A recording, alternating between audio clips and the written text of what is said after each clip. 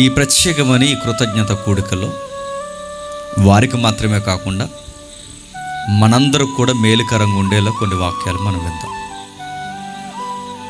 ఏ వాక్యం వినడానికైతే ఇక్కడికి వచ్చి మనం కూర్చున్నామో ఆ వాక్యపు వెలుగులోనే కొన్ని సంగతులు మనం నేర్చుకుంటాం. ఒకసారి మత్తయి సువార్త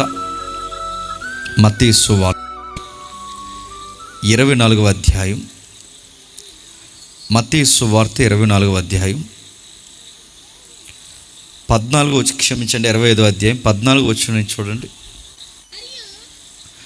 25వ అధ్యాయం 14 వచనం నుండి, ఒక మనుష్యుడు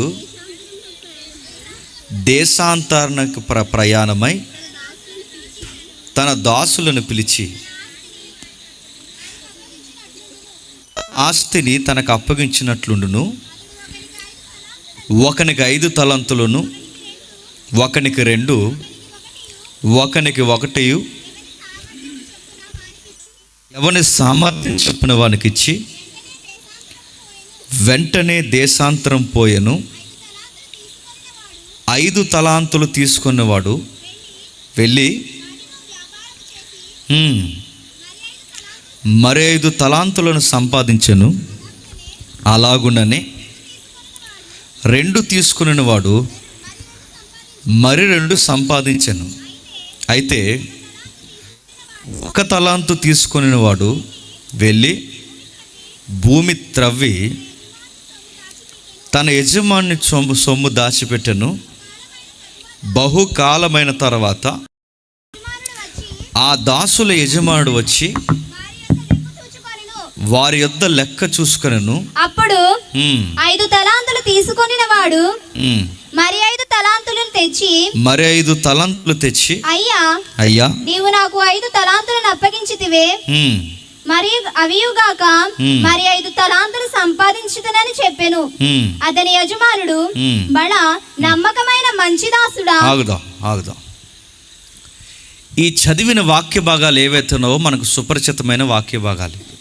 కాస్త అలవాటు ఉంది మనకి, తెలుగు అక్షరాలు తెలుసు కనుక వాక్యాలు మనం చదువుకుంటున్నాం. కానీ తిరగేసి ప్రశ్నించుకుంటే మనకి ఏమన్నా అర్థమైందంటే మన తలకాయ మనకేం అర్థం అవ్వలేదు. ప్రశ్నించుకున్నప్పుడు మనకేం అర్థమైందంటే మనకేం అర్థం అవ్వదు. కానీ చదువుతాం. వాక్యాలు చదవడానికి అలవాటు పడ్డాం, కానీ చదివింది ఏముందో అర్థం చేసుకోవడానికి విఫలమవుతున్నాం రోజు రోజుకి.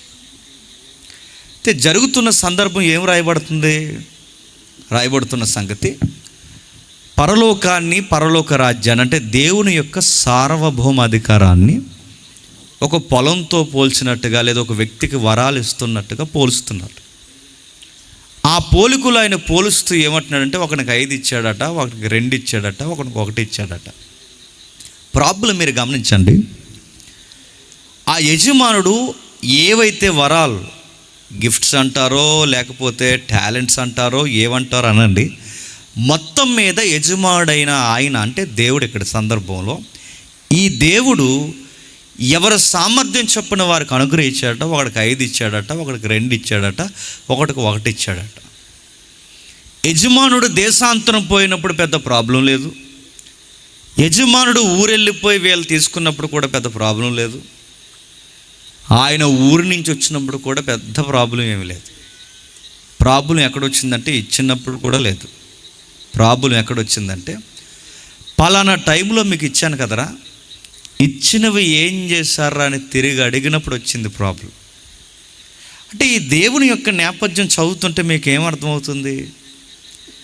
ఈయన ఇస్తాడు, ఒక రోజు ఇచ్చిన తర్వాత తిరగేసి ఒక రోజు చెప్పండి అడుగుతాడు. అది చదువైనా అడుగుతాడు, ఇల్లైనా అడుగుతాడు, వాకిలైనా అడుగుతాడు, ఆరోగ్యమైనా అడుగుతాడు, నీకు ఇచ్చిన డబ్బులైనా అడుగుతాడు, నీకు పలానా టైంలో నీకు ఇచ్చాను దీనితో నువ్వు ఏం చేసావు అడుగుతాడు. ఆయన అడిగినప్పుడు సరిగ్గా లెక్క సరిపోలేదనుకోండి, అప్పుడు ఆయనకి మనకి స్టార్ట్ అవుద్ది రగడ. మరో మాట చెప్తాను వినండి. ఇలాంటి ఉపమానాలు లేదా జరిగిన చరిత్రలు, ఇలాంటి భాగాలు మనకు సువార్తలు చాలా కనబడుతుంటాయి. 10 మంది కుష్ఠరోగులను శుద్ధులుగా మార్చాడట. ఎనుదిరిగి వచ్చింది ఎంతమంది అట? 1. ఆ వచ్చినోడిని ఏమని అడుగుతున్నాడంటే 9 మంది తీసుకున్నారు కదా, ఆ 9 మంది ఏమైపోయారు? దేవుడికి ఉండే లక్షణాలు ఏంటి చెప్పండి? ఇస్తాడు, చెప్పండి, దానికి తగినట్టుగా నడుచుకోకపోతే మళ్ళీ అడుగుతాడు. ఇదొక్కటి మీరు అలా లైన్లో పెట్టుకోండి. ఇప్పుడు మనం వాక్య భాగాల్లోకి వెళ్ళిపోతాం. అంటే మీరు ఏం చెప్పాలనుకుంటున్నారన్నంటే, దేవుడు అన్నీ ఇస్తాడు, ఆ ఇచ్చిన వాడికి తగిన జమ మనం లెక్క చెప్పకపోతే ఒక ఉదాహరణ చెప్తాను వినండి. క్రైస్తవులు ఇటీవల కాలంలో అటు బయట ఆచారాలు జరిగించేస్తున్నారు, ఇటు క్రైస్తవ పద్ధతులు జరిగించేస్తున్నారు. అందుకే ఏ పండగనే పోవడం మన వాళ్ళు. క్రిస్మస్ అయిపోయిన తర్వాత జనవరి అయిపోయిన తర్వాత జనవరిలో పొంగల్, ఎన్ని చేయాలని చేస్తాం. మా ఊర్లో కొంతమంది సిగ్గులేని వాళ్ళు ఉన్నారు. ఆ సిగ్గులేని వాళ్ళు ఏం చేశారంటే, క్రైస్తవులు భోగమంట ప్రార్థన చేసి వేశారు. ఇంకా వాళ్ళని ఏమనాలండి? ఇంకా డ్రైనేజీలో గెంటొద్దాలని అంటే అన్నీ చేస్తారంటే అన్నీ చేస్తారు. ఇలాంటి అంటే అటు ఇటు నడుస్తారు. అక్కడి వరకు ఎందుకండి? పాస్టర్ గారితో ప్రార్థన చేస్తారు. జ్వరం వస్తే అదే పాస్టర్ గారితో ప్రార్థన చేయించిన తర్వాత భూత వైద్యుడి దగ్గరికి పోయి లైసెన్స్ బిల్లులు కూడా తెచ్చుకుంటారు. ఇటు వైద్యుల్ని సంప్రదిస్తారు, ప్రార్థనా పూర్వకంగా ఉంటారు, బయటికి పోయి మూఢనమ్మకాలు కూడా నమ్ముతారు. ఎలాంటి నమ్మకాల్లో ఊగుతున్న ఒక పెద్దమ్మకి ఒక విషయం అర్థమైంది. దిగేలుగా ఉంది, బాధగా ఉంది. ఏం పెద్దమ్మ అలాగున్నావేంటి అని అడిగారు. నాలాంటి మోతుబారు అప్పుడు. ఏం పెద్దమ్మ అని అడిగితే, ఏముందయ్యా, ఎక్కడేసిన గొంగల జీవితం అక్కడే, ఏం ఒదిగి బదుగు లేదు, జీవితం ఏం అర్థం అవట్లేదు, ఏంటో పరిస్థితి రోజు రోజుకి ఘోరంగా ఉందంటే, ప్రార్థన చేసుకుంటున్నావా అని అడిగాడు. ప్రార్థన చేసుకుంటున్నానయ్యా. మరి ఎందుకు నువ్వు అంత నీరసించిపోతున్నావు అంటే, అదే అర్థం అవట్లేదు. ఆర్థికంగా బాగోట్లేదు, ఆరోగ్యపరంగా బాగోట్లేదు, కుటుంబంలో ఏ పరిస్థితి కలిసి రావట్లేదు, ఇది ఏమవుతుందో ఏం అర్థం అవట్లేదు, ఏం జరుగుతుందో మాకేం అర్థం అవట్లేదు అంటే, ఈ సంఘ పెద్ద ఈ మోతుగారు అన్నాడు, ఈయన క్రైస్తవుడే, ఆవిడ క్రైస్తవురాలే. ఈయన గారు ఆవిడకి వచ్చిన సలహా ఏంటో తెలుసా? నీకెందుకు ఆర్థిక నలిగిపోతుందో తెలుసా? నువ్వెందుకు అనారోగ్య సమస్యలతో నలిగిపోతున్నావు తెలుసా? మీ ఇంట్లో నీకు ఏది కలిసి రావట్లేదు తెలుసా? నేను చెప్తున్నాను విను. ఎందుకు నీకు ఏది కలిసి రావట్లేదంటే, ఆ మూలన బరువు ఎక్కువైపోయింది అన్నాడంట. ఏం చేయాలండి వీళ్ళని? ఆ మూలన బరువు ఎక్కువైపోయింది అంటే, మూలనంటే ఈ సైన్యం బరువు ఎక్కువైపోయింది అన్నారు. ఏంటట? ఈ సైన్యంలో బరువు ఎక్కువైపోయిందట. అంటే ఈ సైన్యంలో బరువు ఎక్కువైపోతే ఆర్థికంగా బాగోమనుకుంటున్నారు. ఇది బయట వాళ్ళు అనుకుంటే వాళ్ళకి బాగుంటుందేమో, కానీ మనోళ్ళు, బైబుల్ నమ్మిన వారు, దేవుడు నమ్మిన వారు ఇలాంటివి నమ్మడం ఏంటి? సిగ్గు కాదు? ఆర్థికంగా ఎందుకు బాగోలేదంటే బరువు అంటున్నారు, అనారోగ్య సమస్యలు ఏంటంటే బరువు అంటున్నారు. ఇలాంటివి ఎవరు నమ్ముతున్నారంటే, పలానా వ్యక్తులు బయట వాళ్ళు నమ్ముతున్నారంటే అనుకోవచ్చు. క్రైస్తవులు నమ్మడం ఏంటి? హైదరాబాద్లో ఇలాగే ఒక ఆయన ఎవరికో చెప్పాడు, ఆ వ్యాపారవేత్తకి, ఆయనకి అపార్ట్మెంట్స్ ఉన్నాయి, మీరు చూసారు లేదో, టీవీ 9లో కూడా వచ్చింది. ఆ అపార్ట్మెంట్స్ ఉన్న ఆయనకి ఎవడో చెప్పాడు, ఏదో నీకు ఎందుకు ఇంకా కలిసి రావట్లేదంటే, నువ్వు అపార్ట్మెంట్స్ కట్టినప్పుడు నీ పక్కన ఎవరో ఇల్లులు కట్టలేదు కనుక, ఇప్పుడు పక్కన మరొక అపార్ట్మెంట్ వచ్చింది కనుక, అది అంటే నీ ఇంటికన్నా ఆ ఇల్లు ఎక్కువైపోయింది కనుక, నీ కట్టడం కన్నా ఆ కట్టడం ఎక్కువైపోయింది కనుక నువ్వేం చేస్తావంటే, ఇప్పుడు నీది హైట్ పెంచాలి పునాదుల్లో నుంచి అన్నాడట. అంటే మరి ఏం చేయాలండి? ఇప్పుడు పునాదుల్లోంచి అంటే పైన స్లాబ్ వేయాలంటే వేస్తాం, కానీ పునాదుల్లోంచి హైట్ పెంచడం ఏంటంటే, మా దగ్గర చిట్కా ఉంది అన్నాడట. ఏంటంటే, మళ్ళీ ఇంకొకటి జోగి, ఆ జోగిని సంప్రదించారు. ఏం చేసినా లేటెస్ట్గా ఒక టెక్నాలజీ వచ్చింది. ఆ టెక్నాలజీ ఏంటంటే, కింద పునాదులు కదిపి క్రైన్స్ పెట్టి హైట్ చేస్తున్నారు ఇల్లుల్ని, మీరు చూసారు లేదో. అలా పెట్టి ఆ అపార్ట్మెంట్ని ఇలా పైకి లేపే ప్రయత్నం చేశారు. వాడి దరిద్రం ఏంటంటే, ఈ అపార్ట్మెంట్ వెళ్ళి పక్క అపార్ట్మెంట్ పడిపోయి 2 కూలిపోయాయి. నేను అడుగుతున్నాను, ఇలాంటివి నమ్ముతున్నది చిన్న కాదండి, MABH చదివిన వాళ్ళు కూడా నమ్ముతున్నారు, ఎంటెక్లు చదివిన వాళ్ళు నమ్ముతున్నారు, MEBH చదివిన వాళ్ళు నమ్ముతున్నారు. అంటే డాక్టర్లు, ఇంజనీర్స్ ఒకరిద్దరు కాదు, చాలామంది నమ్ముతున్నారు. బిజినెస్ మ్యాగ్నెట్స్ నమ్ముతున్నారు. అరే ప్రతి ఒక్కరు ఇలాంటివి నమ్ముతున్నారు. అరే బాగా చదువుకున్న వాళ్ళు నమ్ముతున్నారు. సరే వాళ్ళ సంగతి వదిలేయండి, క్రైస్తవులు కూడా ఇలాంటివి నమ్ముతున్నారంటే నమ్ముతున్నారు. మరికొంతమంది ఎక్స్ట్రీమ్ బ్యాచ్ ఉంటారు. వీళ్ళు ఏం చేస్తారంటే, ఈ సైన్యంలో బరువు ఎక్కువైపోయిందని ఒక బ్యాచ్ అంటే, మరో బ్యాచ్ ఉంటారు, వాళ్ళు ఏమంటారంటే ఆ ఎదిరింటోళ్ళు ఏడిపోయినట్టు ఎక్కువైపోయింది మాకు అంట. ఎవరు వీళ్ళు ఎరగదీసిన ఎవ్వరా అనకట, ఎవరు ఏడిపి ఎక్కువైపోయిందట, ఆడు చూస్తున్నాడు, మళ్ళీ ఆడుకో దిష్టు కాయ అదేదో కడతారులేండి, ఆడు చూస్తున్నాడు ఒక రేకు, ఆడు చూస్తున్నాడని మళ్ళీ కొంతమంది ఎక్స్ట్రీమ్ బ్యాచ్ ఉంటారు, అదో రకరకాల ఫోటోలు పెట్టడం, విచిత్రం. ఎందుకంటే ఎదిరింటోళ్ళు ఏడుపు వల్ల మేము ఎదగట్లేదని. ఇటు ఆడు కళ్ళకి అంత పవర్ ఉందా? నేను అడుగుతున్నాను, ఎదిరింటోళ్ళ వల్ల ఎదగకపోవడం ఏంటండి? అంటే ఇవన్నీ ఎలా ఉన్నాయి? అసలు కనీసం ఈ మాటల్లో బేస్ ఉందా? ఇలాంటి నాసిరకపు మాటలన్నీ ఎవరు మాట్లాడతారు? బయట వాళ్ళు మాట్లాడుకుంటున్నారు కాదు, చెప్పండి, క్రైస్తవులు మాట్లాడుకుంటున్నారు. ఒకరేమో ఈ సైన్యం అంటున్నారు, మరొకరేమో మా జీవితంలో ఎందుకు ఎదుగు బతుకులేదంటే ఎదిరింటోళ్ళు అంటున్నారు. మరికొంతమంది అన్నారు, ఆ నల్ల పిల్లి ఎదురొచ్చినప్పుడే డౌట్ వచ్చేసింది అన్నారు. దాని రంగు దాన్ని చేసుకున్న పాపమా, నల్ల పిల్లనొకడు, ఎదిరింటోడనొకడు, పొరుగింటోడనొకడు,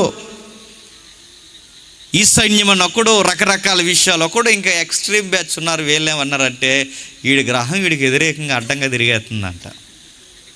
ఇలాంటివన్నీ నమ్ముతున్నారండి, బయట వాళ్ళు కాదు, మనోళ్ళు నమ్ముతున్నారు. నేను చెప్తున్నాను అంటే ఇప్పుడు నీకు ఎందుకు ఇంత ఇబ్బందికరమైన పరిస్థితులు వస్తున్నాయంటే వీళ్ళు చెబుతున్నారు ఏమనంటే, ఇదిగో ఈ సైన్యము, ఎదిరిల్లు, జంతువు, గ్రహాలు, రకరకాల విషయాలు చెప్తున్నారు. కానీ బైబిల్ అవేం చెప్పలేదు. బైబిల్ ఏముందంటే, నువ్వు జాగ్రత్త, ప్రాబ్లం అయినా నీ చేతుల్లో ఉంది, బ్లెస్సింగ్ అయినా నీ చేతుల్లో ఉంది. నువ్వు కృతజ్ఞతతో బతకకపోతే మొత్తం ప్రాబ్లం నీ లైఫ్లో నీవే గీసుకుంటావు అని బైబిల్ చెబుతుంది. అంటే బైబిల్లో ఏం రాయబడ్డాయి? చాలా నిగూఢమైన సత్యాలు రాయబడ్డాయి. ఆ నిగూఢమైన సత్యాలు మనం చదువుతున్నప్పుడు కొన్ని క్యారెక్టర్స్ మనకు కనబడతాయి, వ్యక్తుల జీవితాలు ఎక్కువ కనబడతాయి. ఈ వ్యక్తుల జీవితాలు మనం చదువుతున్నప్పుడు కొందరు జీవితాలు దేవుడిని బట్టి ఎదిగిపోయినట్టు కనబడతాయి, అదే జీవితాలు దేవునికి వ్యతిరేకంగా ఉండి రాలిపోయినట్టు కూడా మనకు కనబడతాయి. నా మాటలు అర్థమవుతున్నాయా?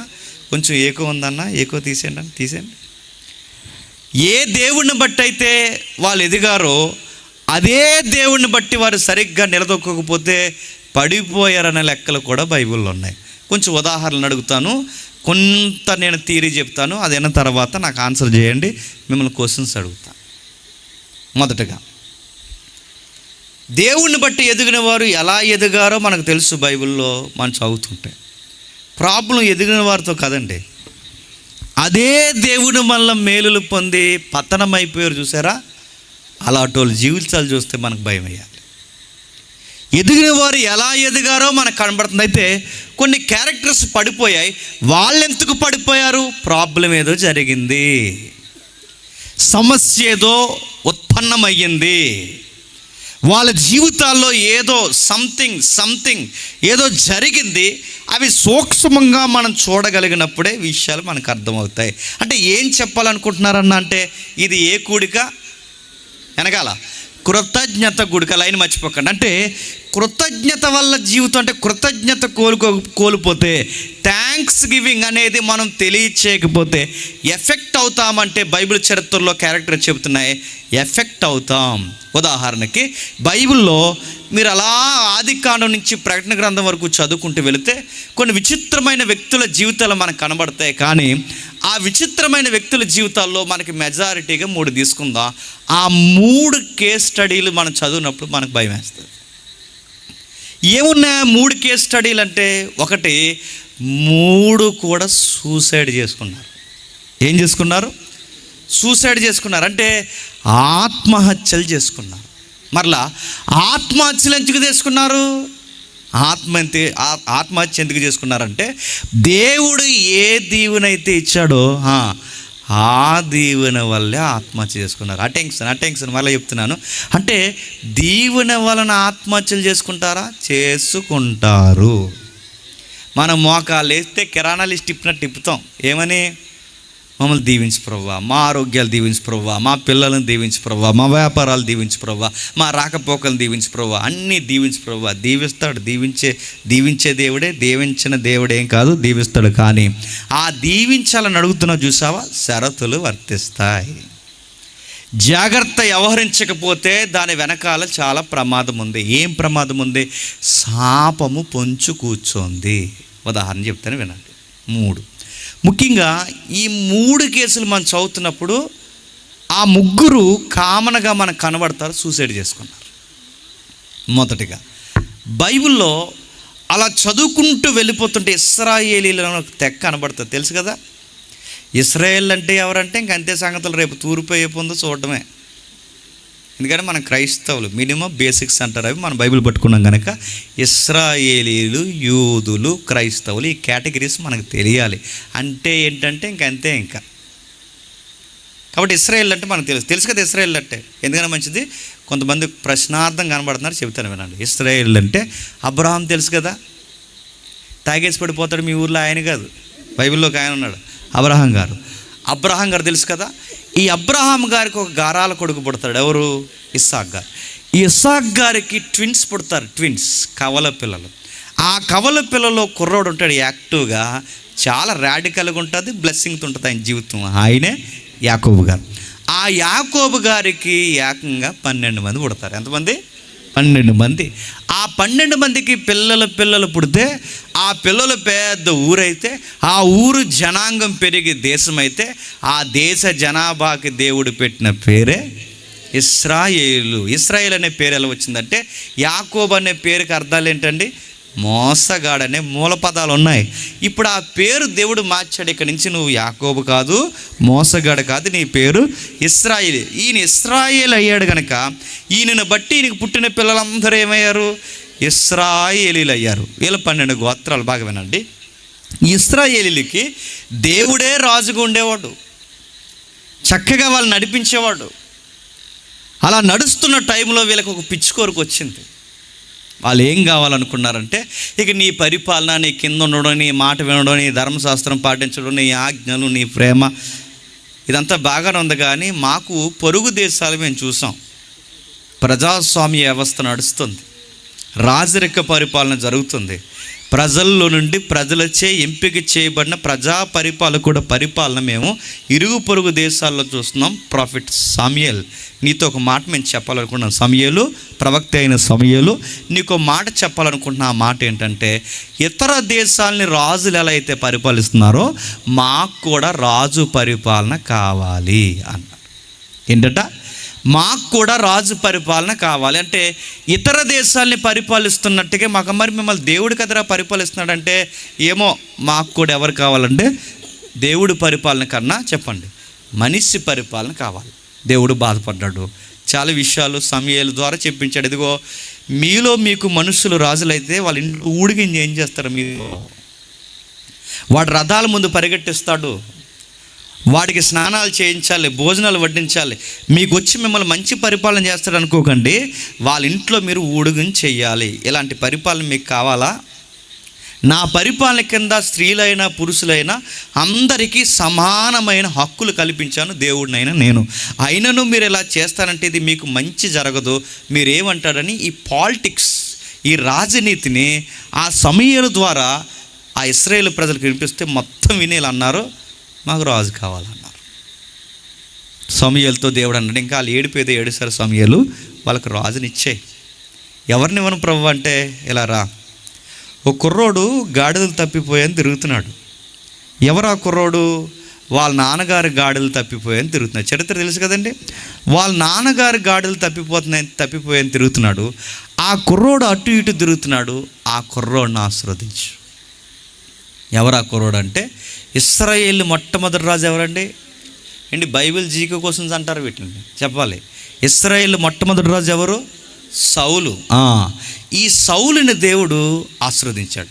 ఇశ్రాయేలుకి దేవుడు ఎప్పుడైతే సౌలును రాజుగా ఇచ్చాడో, రాజుగా సౌలు పరిపాలిస్తున్నాడు. సరిగ్గా సౌలుకి చాలా భయం అండి. ఆయనకి ఏమన్నా తెలుసు అంటే, అబ్బాయికి వాళ్ళ ఇంట్లో వాళ్ళ నాన్నగారి యొక్క పనులు చక్కబెట్టడం, ఇంట్లో కలవ మెతుకులు తినడం, కుటుంబంలో ఉండడం, సరదాగా వెళితే నలుగురితో బయటికి వెళ్ళి రావడం, ఇలా ఉండడమే తప్ప అబ్బాయికి ఈ పరిపాలన, ఈ నాయకత్వం, ఇలాంటి నాలెడ్జ్ ఎవరికి లేదండి? సౌలుకి లేదు. అందుకే దేవుడు నిన్ను ఇశ్రాయేలుకి రాజుని చేయబోతున్నాడంటే లోపల వెనక్కిపోయి ఆ మిద్దుకి దగ్గరగా సాటును దాక్కుంటాడు. ఎవరు? సౌలు గారు. అంటే ఇలా అంటే నా వల్ల అవుతుంది. కొంతమంది కుర్రగాళ్ళు, కొంతమంది మన పిల్లలు చూస్తారు, ఇంటికి చుట్టాలు వచ్చారు అనుకోండి, చుట్టాల కన్నా ముందు ఇలా గదిలోంచి రారు బయటికి. ఆ టైప్ అన్నమాట. ఎవరు? సౌలు. చుట్టాలు బాగా తిరుగుతారు. అలాగే సౌలు ఇంటికి ఎవరైనా వచ్చారనుకోండి, బయటకు వచ్చేవాడు కదట, లోపలే ఉండేవాడట. అంటే ఆయనకు అదో రకమైన పిరికితనం ఉంది.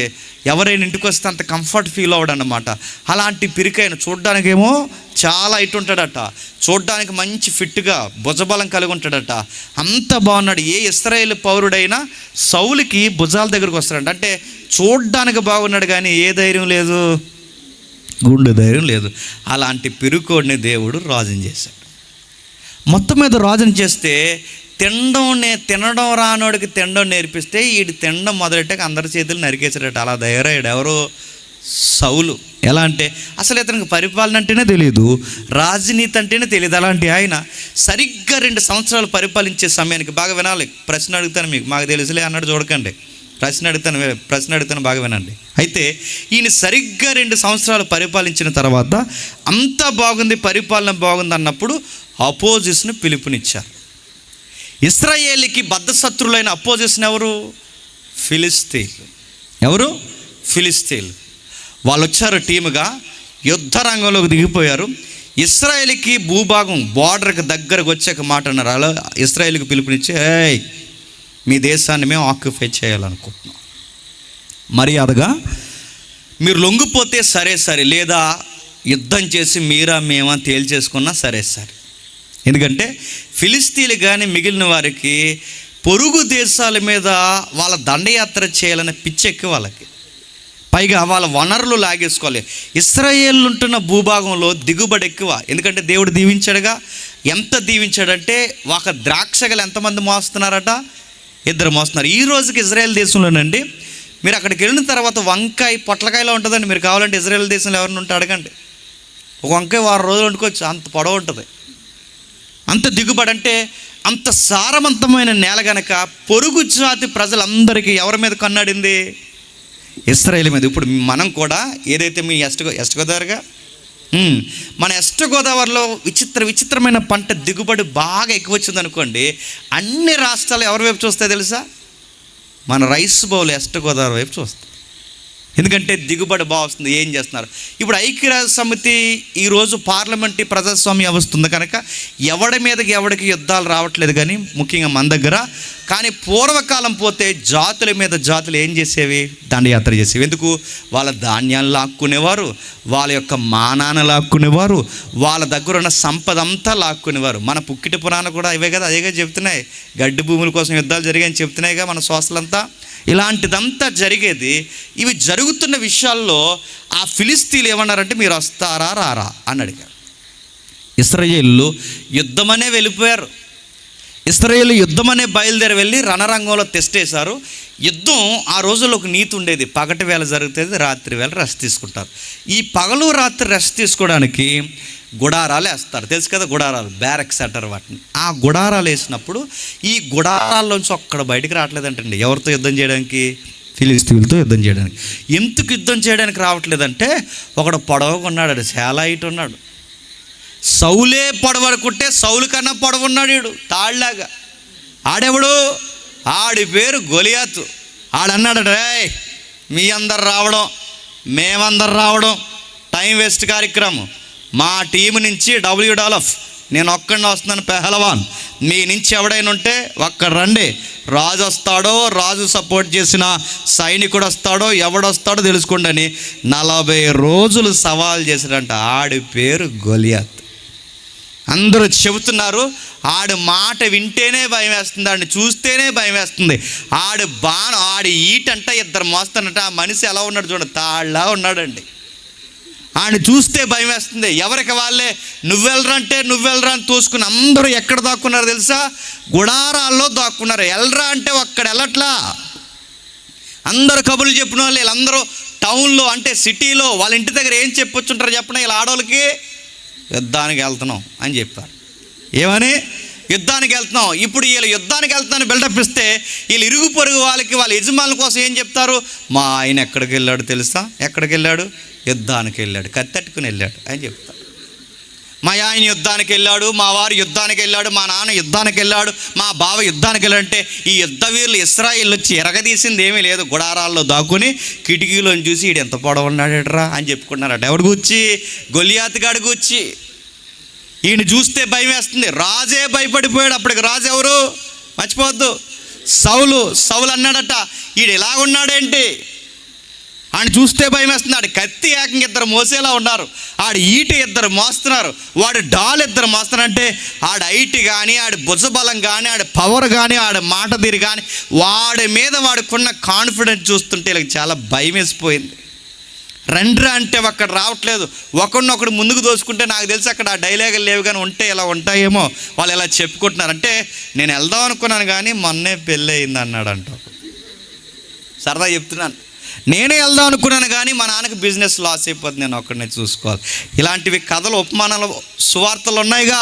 బిజినెస్ ఒకడని, పొలం చూసుకుంటున్నాను ఒకడని, కొత్తగా పెళ్ళయిందని ఒకడంటే ఒక్క లేడండి బయటకు వచ్చి యుద్ధం చేసేవాడు. సౌలు కూడా అన్నాడట, ఈయన ఎవ్వడు కొట్టేళ్ళలేడు కానీ ఒక ఆఫర్ ఇస్తున్నాను రా, ఎవడైనా కొడితే కనుక నా రాజ్యంలో సగం రాసిచ్చేస్తాను, నా రాజ్యంలో సగం రాసిస్తాను, పైగా మా అమ్మాయిని ఇచ్చి పెళ్లి చేస్తాను అన్నాడు. ఎవ్వడు వెళ్ళట్లేదు. రాజ్యం ఇచ్చినా వద్దు, ఎందుకంటే బతుకుంటే ఏదో ఆకు తిందామంటారు. చెప్పండి, అసలు రాజ్యం తీసుకోవాలంటే ముందు మేము బతుకుండాలి. కానీ మా కిందే తొక్కేసిలో ఉన్నాడు ఎవడు. ఆడిని చూస్తే నీ డబ్బు, మీ అమ్మాయికి మీకు నమస్కారం, ముందు మేము ఉండాలిగా. అందుకే ఎవ్వడు వెళ్ళట్లేదు, అందరూ కాముగా. ఒకరోజు కాదు, 2 రోజులు కాదు, 3 రోజులు కాదు, 40 రోజులు వాడు సవాల్ ఇస్తున్నాడు. ఈ లోపల కుర్రోడు వస్తున్నాడు, 10th క్లాస్ చదివే కుర్రోడు. నన్ను అడిగితే 10th క్లాస్ వయసు ఉండే కుర్రోడు, 16-15 సంవత్సరాల కుర్రోడు, చిన్న కుర్రోడు, లేత వయసు, నూగు మీసాలు, రింగులు తలలు, చిన్న పిల్లోడు, ఎక్కడో గొర్రెలను కాసుకుంటాడు. వాళ్ళ నాన్నగారు పిలిచారు, ఎవరా అన్నయ్యలు యుద్ధం తెగ చేసేస్తున్నారు. ఎందుకంటే వాట్సాప్లో లేదుగా, మరి ఇప్పుడు ఫోటోలు తీయడానికి, లేకపోతే స్టేటస్లు ఎట్టేస్తారు కదా. ఇప్పుడు పెద్ద అందరూ మనకి సొసైటీలో స్టేటస్ ఉంటుంది కానీ చెప్పండి, వాట్సాప్లో మాత్రం ఏం పెడతామండి? వాట్సాప్ కోసం, స్టేటస్ల కోసం ఎవడో ఒక వీడియో ఇప్పుడు వీలైతే చూడండి, పెట్టడం తగ్గిస్తారు. ప్రతిరోజు స్టేటస్ పెట్టేవారిని నాలెడ్జ్ పర్సన్స్ అంటారట, పని పాట లేని వాళ్ళు అంటారట. గుర్తుపెట్టుకోండి, నీకు ఏ పని లేదు కనుక చెప్పండి స్టేటస్లు పెట్టుకుంటాం. ఇంటెలిజెన్స్దే అప్పుడప్పుడు పెడతారట స్టేటస్లు. నాలెడ్జ్ నేలే చెప్పండి, రోజు స్టేటస్లు పెట్టుకో. మన స్టేటస్ ఎక్కడ కాదు, వాట్సాప్లో చెప్పండి, సొసైటీలో ఉండాలి. దావీదు గారిని వాళ్ళ నాన్నగారు పంపించారు. ఎందుకంటే మరి అక్కడ ఏం జరుగుతుందో, ఇంత కమ్యూనికేషన్ లేదుగా, ఇంత సోషల్ మీడియా లేదుగా.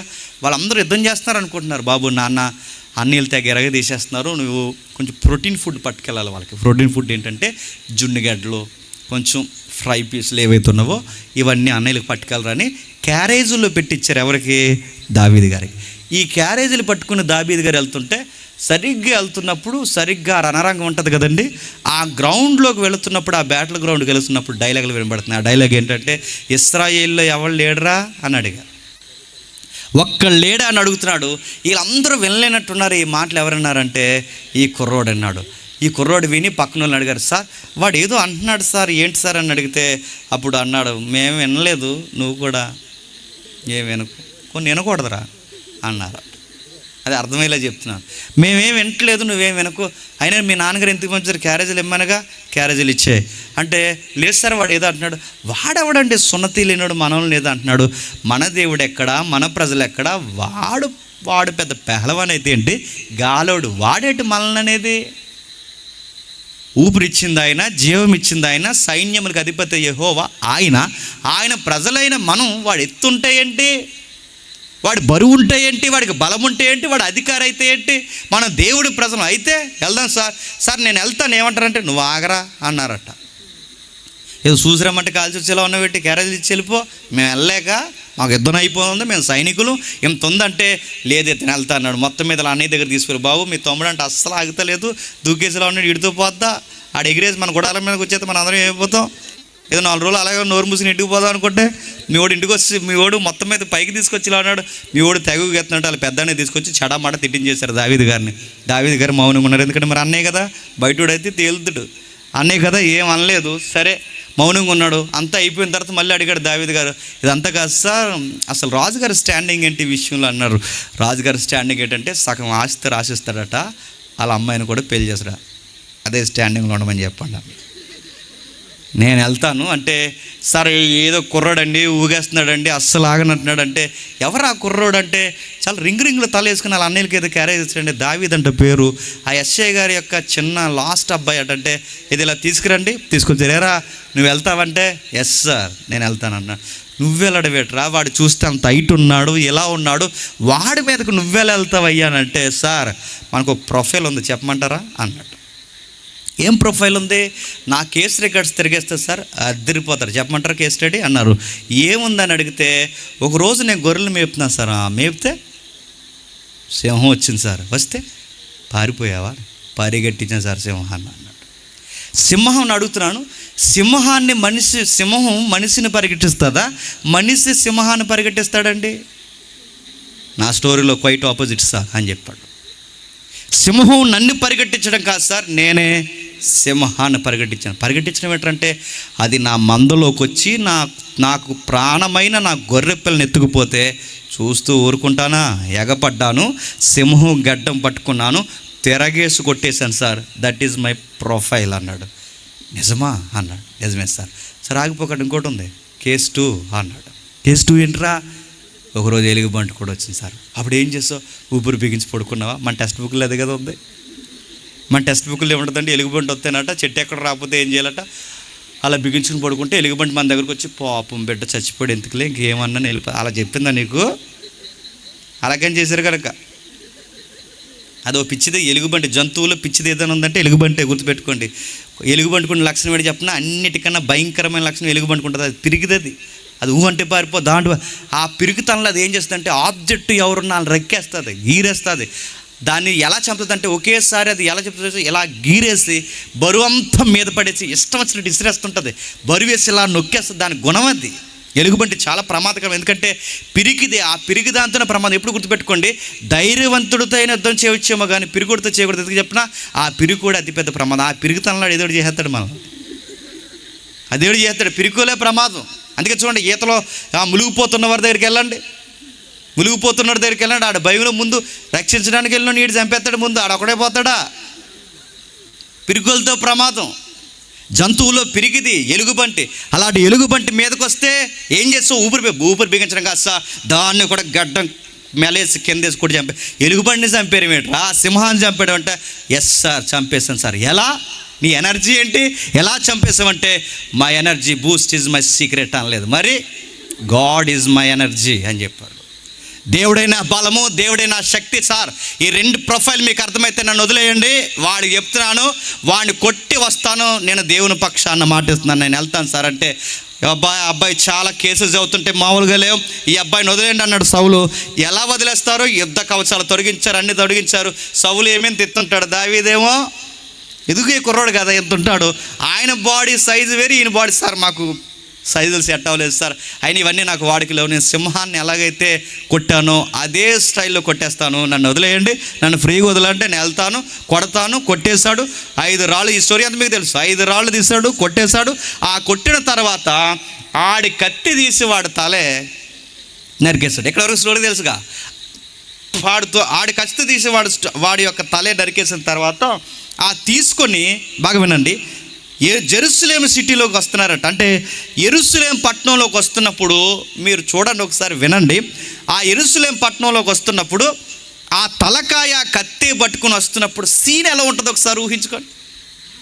ఇప్పుడు పబ్లిక్ ఎలా ఉన్నారండి, ఆ శత్రువు తలకాయ పట్టుకుని ఆ కత్తి పట్టుకుని దావీదు గారు ఇలా వస్తుంటే ఆ రోజు పబ్లిక్ ఏమైపోంటారో తెలుసా? ఫ్యాన్స్ అయిపోయారు. ఎవరికి చెప్పండి? దావీదు గారికి ఫ్యాన్స్ అయిపోయారు. అక్కడ ఆగిపోలేదు, సాంగ్స్ పాడుతున్నారు. ఎవరి మీద?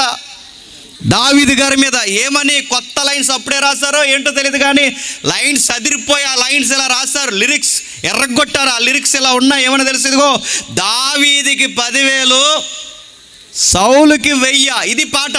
దావీదుకి 10,000 సౌలుకి 1000. మరి ట్యూన్ ఏంటో నాకు తెలియదు కానీ అది పాడుతున్నాను. మొత్తం మీద వాళ్ళ పాట పాడుతున్నారు. దావీదుకి 10,000 సౌలుకి 1000. ఇంతకీ రాజు ఎవరండి? సౌలు. దాసుడు ఎవరండి? దావీదు. ఇప్పుడు దాసుడికి ఎంతట? 10,000 స్తుతులు. సౌలుకట రాజు అయిన వాడికి 1000 స్తుతులు. ఈ పాట పాడుతున్నప్పుడు సిర్రెత్తిపోయింది. ఎవరికి చెప్పండి? సౌలు గారికి. ఏంటి? రాజునైన నాకు 1000. చెప్పండి. దాసుడైన వాడికి 10 ఏళ్ళ. ఎవడరా ఈ పాట రాసింది? పాడినోళ్ళని, పాడించినోళ్ళని, పాడి పొగులుతున్న వాళ్ళందరి సంగతి చూస్తుంటే లుక్ వేసాడు. ఆ లుక్ సరాసరి ఎవరి మీద వేసాడు తెలుసా? దావీదు మీద వేసాడు. ఎందుకంటే ఇంతమంది ఇష్టపడుతున్నారు కనుక ఈ కుర్రోడినే తీసేయాలనుకున్నాడు. ఆ రోజు మనకి ఇలా రాయబడింది, దావీదు మీద సౌలుకి విషపు చూపు ఉందట. ఏంటట? విషపు చూపు. అంటే వీడి పోవాలి, వీడి నాశనం అయిపోవాలి, ఎందుకంటే పబ్లిక్ అంతా వీడి వైపుకి తిరిగేస్తున్నాడు, ఎలాగైనా తీసేయాలి, వీడిని పొగుడుతున్నారు, వీడి కొరకు పాటలు పాడుతున్నాడు, ఎలాగైనా తీసేయాలని విషపు చూపుతో తరిమేస్తున్నాడు. గమ్మత్తు చెప్పిన, దావీదును సౌలు తీసేయాలి తీసేయాలి తీసేయాలి తీసేయాలి తీసేయాలని విషమెక్కిపోయాడు. కానీ విషం దావీదుకి ఎక్కలేదు. చెప్పండి, సౌలుకి ఎక్కింది. ఎప్పుడు గుర్తుపెట్టుకోండి, ఎదిరింటోళ్ళు పోవాలి పోవాలి పోవాలంటే ఎదిరింటోళ్ళు పోరు, మనం పోతాం. గుర్తుపెట్టుకోండి. ఆడు నాశనం అయిపోవాలి, ఆడు నాశనం అయిపోవాలంటే ఎవరు నాశనం అవడు. ఎవరు నాశనం అయిపోవాలని కోరుకుంటున్నావో నువ్వే నాశనం అయిపోతావు. ఎందుకంటే నువ్వు ఏమి ఎత్తుతావో అదే జరుగుద్ది. సౌలుకి అదే జరుగుతుంది. సౌలు జీవితంలో ఎప్పుడైతే సరిగ్గా 2 సంవత్సరాలు పరిపాలించాడో, ఈ 2 సంవత్సరాల పరిపాలనలో ఒక అధికారం పిచ్చి వచ్చేసిందండి సౌలు గారికి. ఎంత పిచ్చి వచ్చిందంటే, ఇప్పుడు నా ఫేమ్ నేమ్ ఎవరికి పోతుంది? దావీదుకి పోతుంది. కనుక సౌలైన నేను దావీదుని ఎట్లయినా సరే తీసేయాలనుకున్నాను. పరిగెట్టించాడు.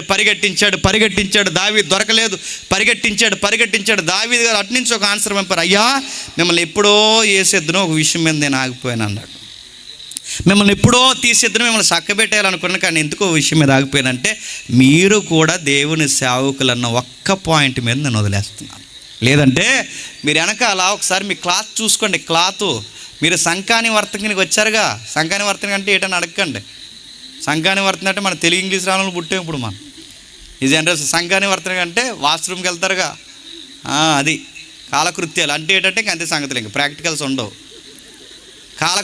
ఈ కాలకృత్యాలకు పోయినప్పుడు ఈ సౌలు కాలకృత్యాలు సార్ మీ వెనకాల ఒకసారి మీ క్లాత్ చూసుకోండి, మీ పై బట్ట చూడండి, ఆ సెంగు కట్ చేశారు. ఆ కట్ చేసిన క్లాత్ ఇదిగో చూసుకోండి, నేనే కట్ చేశాను.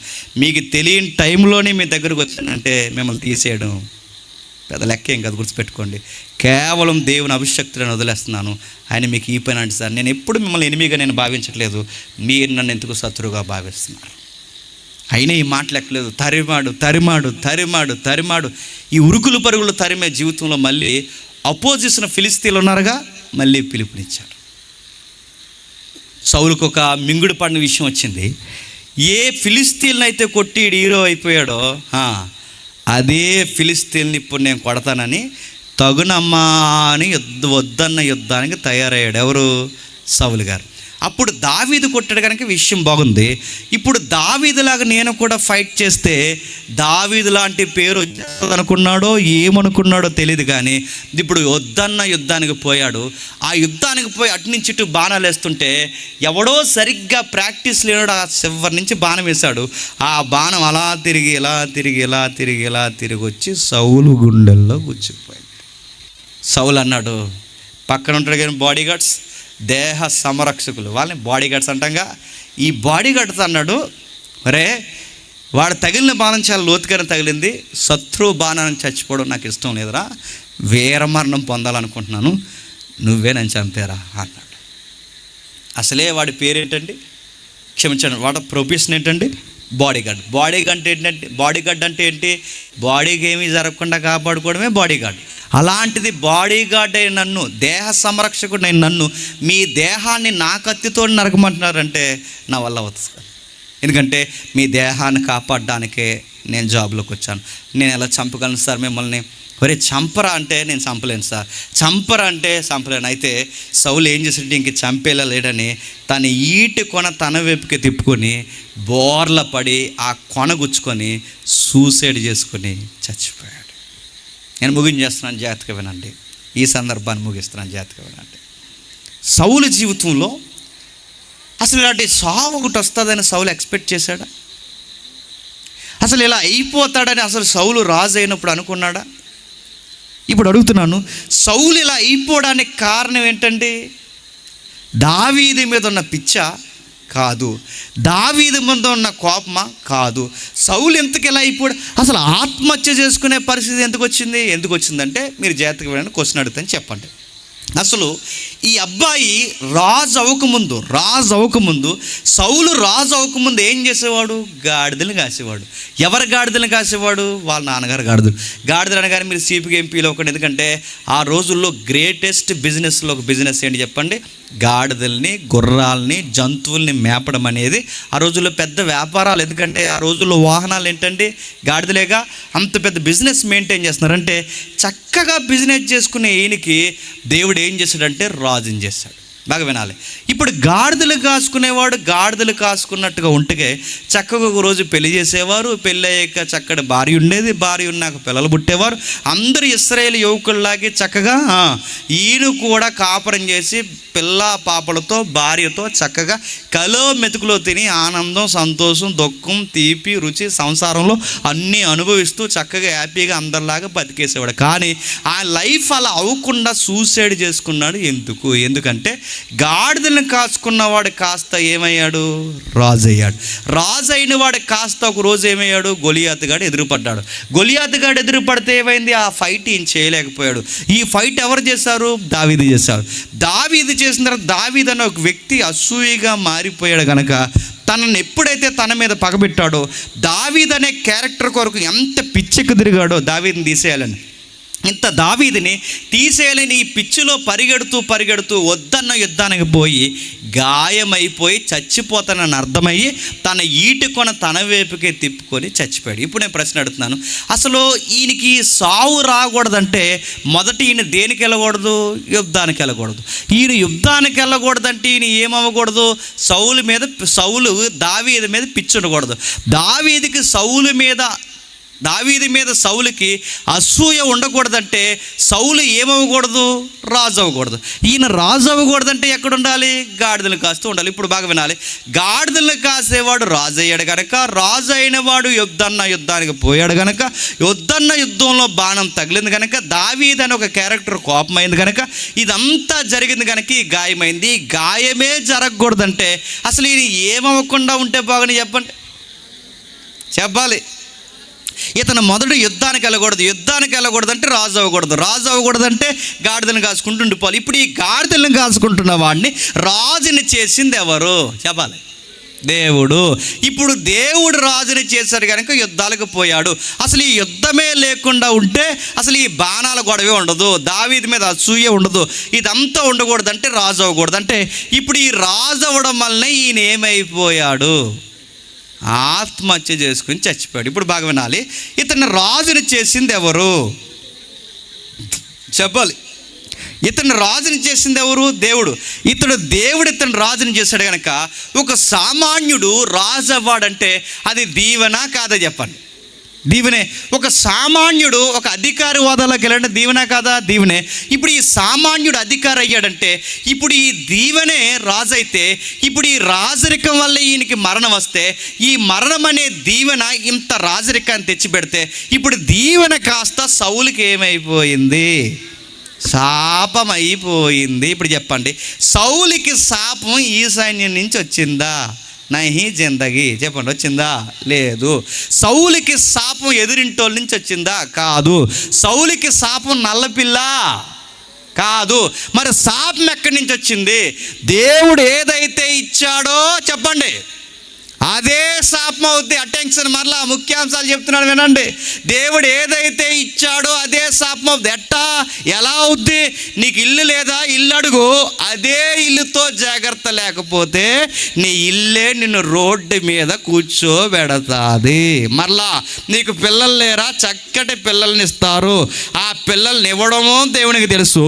ఆ పిల్లల్ని దేవుని చిత్తానుసారంగా పెంచకపోతే ఆ పిల్లలే నీకు ఉరుతాడై కూర్చుంటారు. ఇప్పుడు మీకు ఏమర్థమవుతుంది?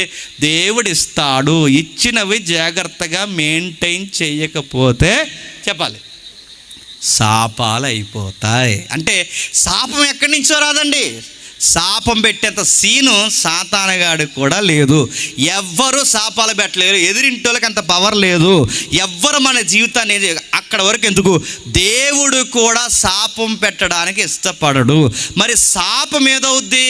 దేవుడు ఏ దీవెనిచ్చాడో చెప్పాలి, అదే దీవెన శాపం అవుద్ది. ఇప్పుడు చెప్పాలి, ఇప్పుడు దేవుడిచ్చిన దీవెనే సౌలుకి శాపం అయిందంటే మంచి చేశాడా చెడు చేశాడా? దేవుడు చెప్పాలి.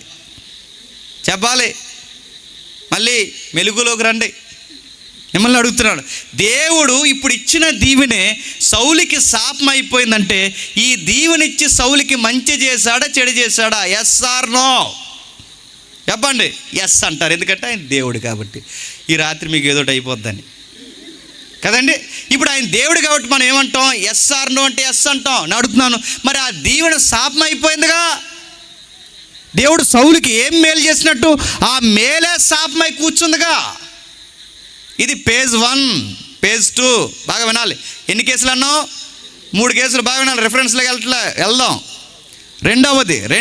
రెండవది సంసోను కనబడతాడు మనకి. ఎవరు? బైబిల్లో బలశాలి అని లేదు, బైబిల్లో 6 ప్యాక్ ఉన్న భక్తుడు లేదు, బైబిల్లో ఆయన ఒక చూడడానికి అట్రాక్షన్ పర్సన్ లేదు, అందగాడు లేదు. మరి ఏమని ఉంది?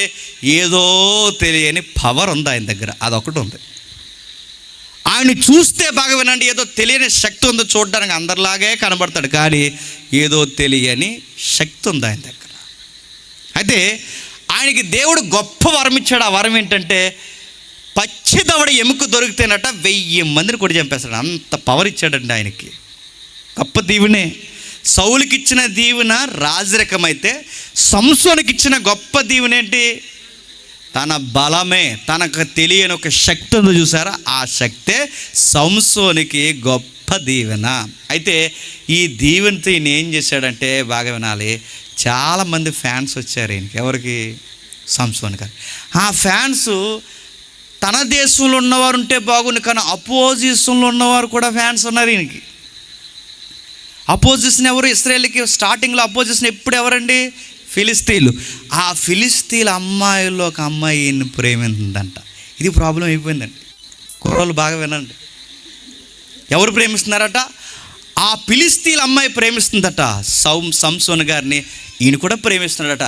ఇశ్రాయేల్లో మరి ఎవరు స్త్రీలు లేరనుకున్నాడో, మరి విశ్వాసులు లేరనుకున్నాడో, ఏమనుకున్నారో ఆయన డిఫెండ్ చేసేంత భక్తి మన దగ్గర లేదు. కానీ విషయం అయితే మనకు అర్థమవుతుంది. ఒకటి, ఫిలిస్తీన్ల అమ్మాయిని ప్రేమించడం అనేది తప్పు. చాలామంది ఏం చేస్తారంటే, మరి బైబిల్ విశ్వాసినే పెళ్లి చేసుకోమంటుందిరా అని చెబితే అంటాడు, పర్లేదు నేను మార్చేస్తాను అన్నాడు. ఏం మార్చేస్తా? నీ బొందా, నువ్వేం మారుతావు? నువ్వు మార్చేస్తావా? ఎలా మార్చేస్తానని సొలొమోను వాళ్ళ దాంట్లోకి మారిపోయాడు. ఇలా మార్చేస్తానలే వరం పోగొట్టేసుకున్నాడు. ఎవరు చెప్పండి? సంసోను. నేను అడుగుతున్నాను, దేవుడు ఊరకే చెప్పలేదు, విశ్వాసినే పెళ్ళాడాలి. దేవుని బిడ్డలకు దేవుని పిల్లలే జత కుదురుద్ది. ఎక్కడో రేర్ కేసెస్ ఉండొచ్చేమో తప్ప నీకంత తీవ్రత లేదు. నేను మార్చేస్తాను అనుకో, నీకు అంత సీన్ లేదు. నువ్వే మారలేదు, ఇలాంటి పనులు చేస్తున్నావు అంటే గుర్తెట్టుకో. చాలామంది ఏమంటారు, నేను మార్చేస్తాను. సంసోన్ లైఫ్ స్టోరీ వినండి. సంసోన్ గారు అమ్మాయిని ప్రేమించాడు.